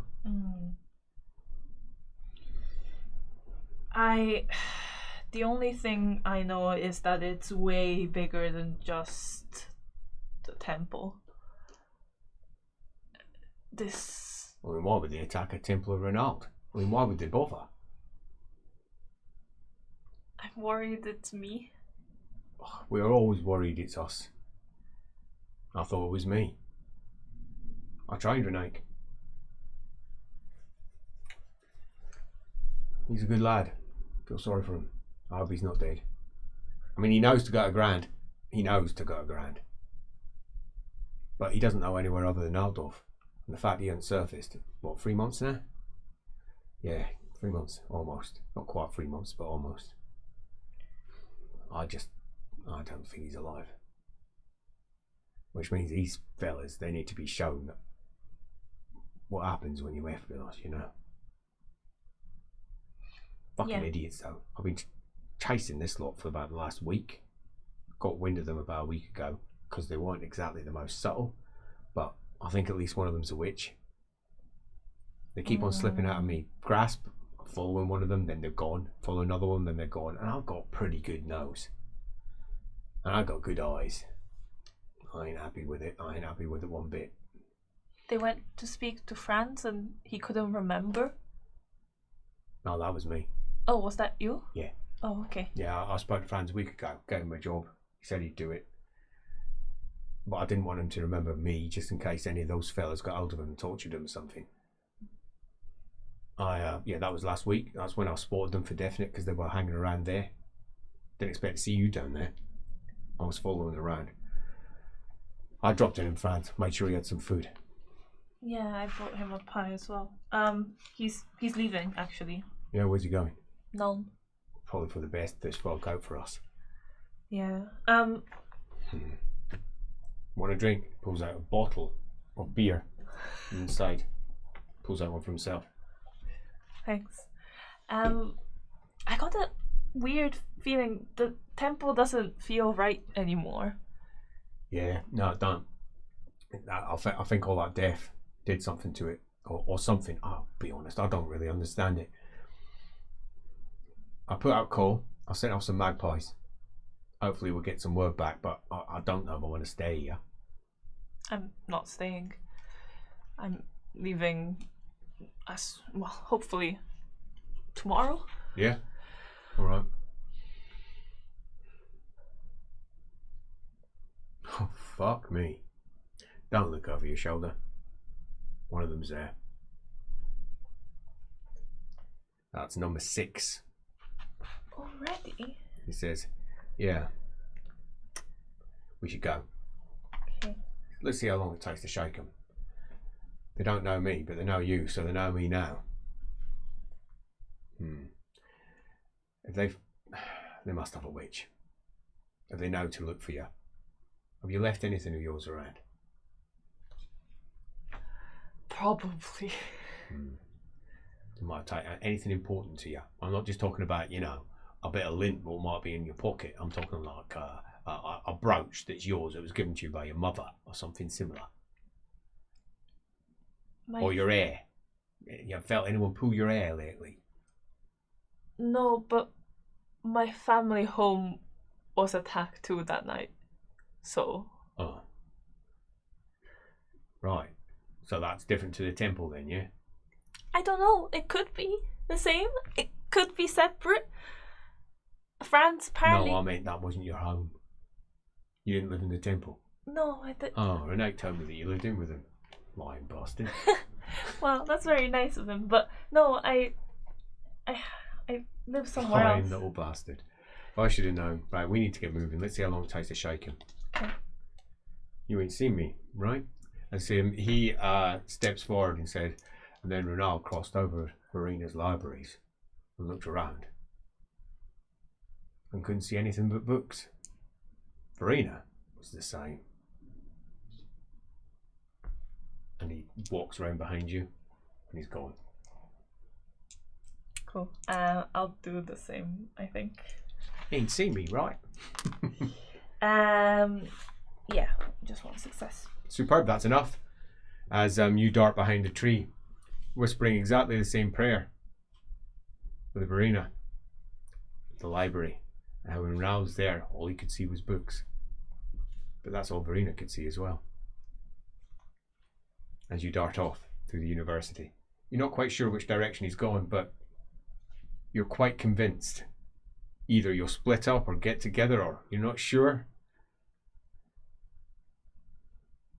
Half an hour later, you've just wandered randomly, trying to keep out, whispering prayers, and he taps you on the shoulder again. We've got rid of him. Damn, you are good. I've been doing this for a long time, love. I've been doing it for a long time. How old are you? 17? Oh, you are not. I placed you at 21. 17, you're just a child. Blooming hell. I'm 49. I've been doing this since I was about your age. And yeah, I'm a lot better at it than you are. Makes sense. Alright. We ditched him. Let's see if he finds us again. Let's wait for half a bell or so. You share beer. If it's helpful, I think the people who took out my family, they're Altdorf regiment.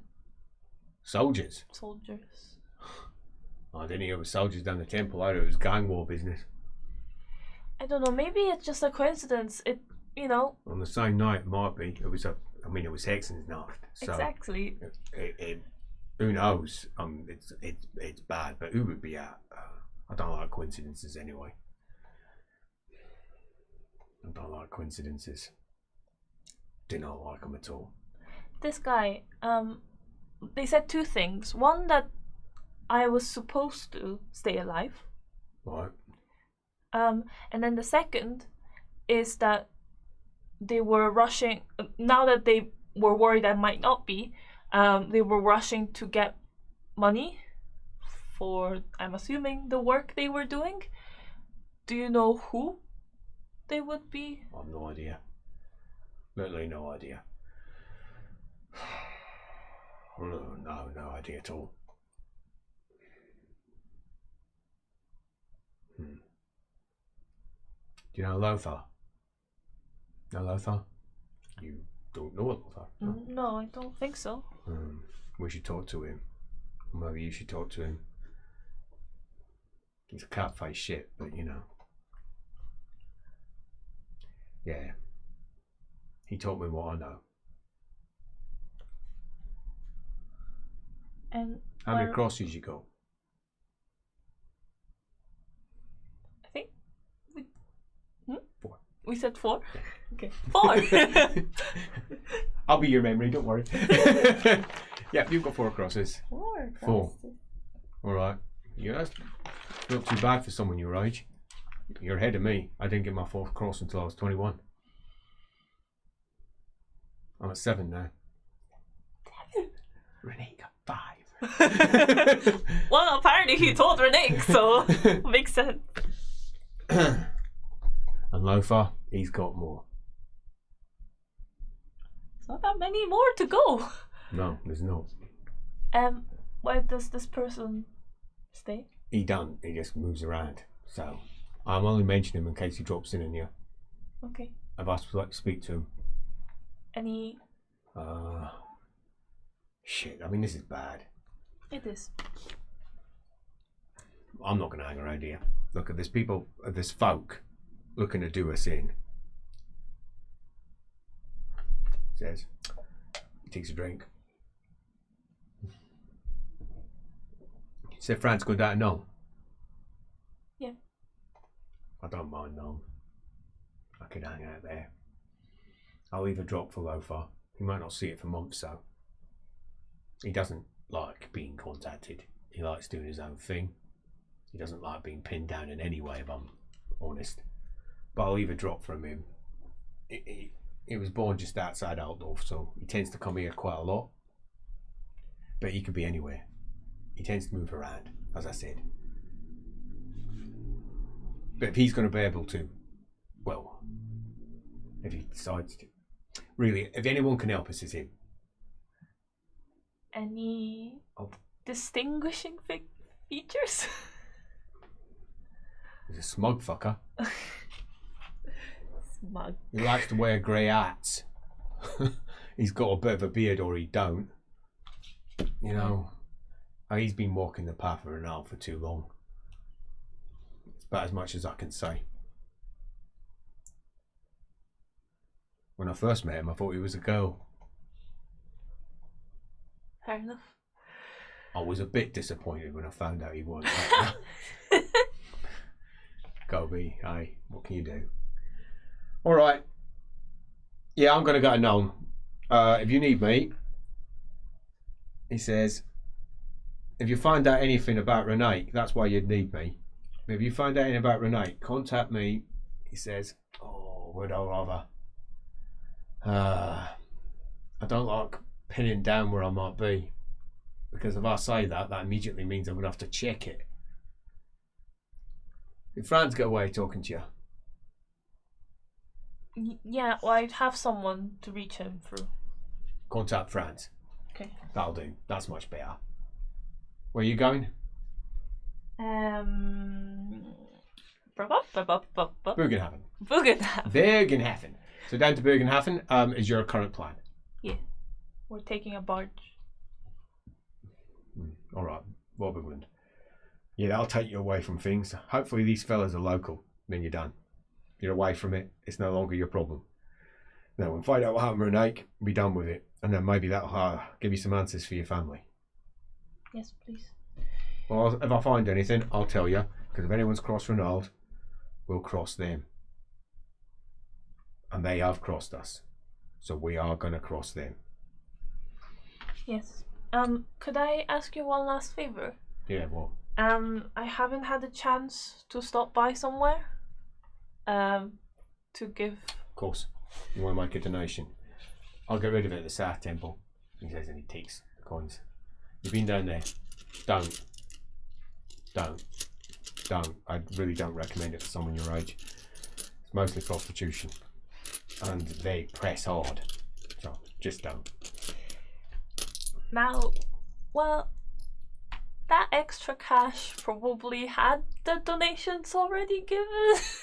Don't argue with Ronald. I'm gonna slide him a gold coin. That's not too bad. Says, takes it. Walking Ronald's footsteps. Says, look after yourself.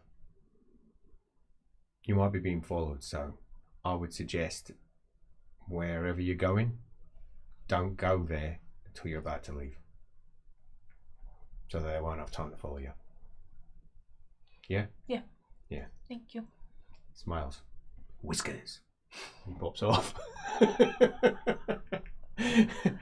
Leaving you to wander Altdorf for, I presume, another day. Is there anything she wants to do in that particular day, or is she going to be relatively paranoid? She's probably being followed. Try to keep her nose down, not go anywhere that she thinks that she doesn't want others to know, and then head back to the barge, hopefully just before it's leaving. You know it's leaving approximately tomorrow evening or the morning after. Yeah, I mean, she'll probably be quite paranoid because she had no idea people were following her from Hafnistan. Like, that's a long way. She had no idea at all, and that's for her probably a bit. Yeah. It's not just... She's always felt that she was the one that was sneaking around and being safe, and to find out that someone else is doing that, and then having him murmur the words that the reason they were probably capable of doing it is because one of them was a witch. Yeah. That means that she probably can't get away from them unless she's in a place where they literally aren't. Yeah. So hanging around somewhere totally boring in Altdorf, like just popping over to one of your little hostels and listening to them doing their work around you.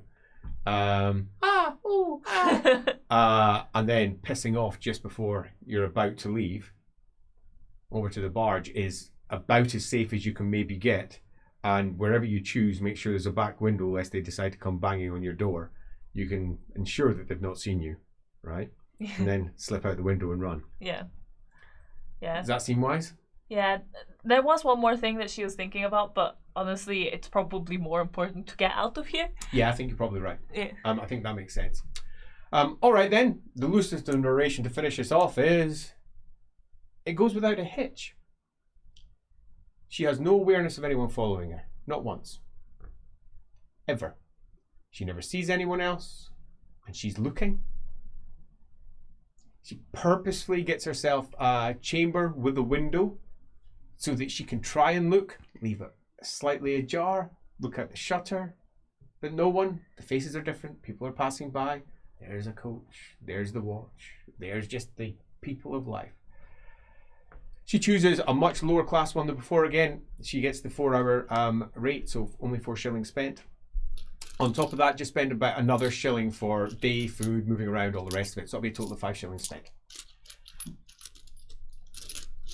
And it's quite frustrating because it feels like she's sort of treading water, that she's not really going anywhere, that possibly she's wasting her time. There's something else she could be doing, that she has information she'd like to share with other people, but she doesn't want to go and see them lest it bring down the cavalry. She is concerned. Apparently the people that approached Gerhard are really not good people. And they definitely have some form of boss that they're sort of terrified by. Because the second they thought that something had gone wrong, he got very agitated. Very, very agitated. Which is interesting. The other chap, Yak, claimed that there was at least 7, possibly another 2, so the boss might be one of the other 2 that they'd not seen. She has more than enough time to contemplate all of this and just generally worry. And worrying is never a good place to be. And Ranaldons don't like to sit in one place. She feels like she's bait, sitting in the jaws of a trap that's about to shut, but it never does. And as she makes her way over the next evening to the barge, taking a rather circuitous route to give herself hopefully as much time as possible to stay at the barge without having anyone raid it when she's not paying attention or something. She can't help but feel deeply, deeply paranoid as she eventually skips her way along all the barges and hops into the beer belly late in the evening in the hope that they're going to be leaving soon, with Joseph already out with a bottle of wine and the others arriving according to their own individual stories. I'm not going to preempt it because I preempted it in a couple of the earlier streams, and as any of you know, some of my descriptions ended up being really wrong because they did some weird shit, particularly, well, I'm not going to say who particularly, you'll watch it yourself. And I think that brings us to the end, hopefully with sound, of the Tales of Outdoor City, Yume. See you all next time. Goodbye. Bye.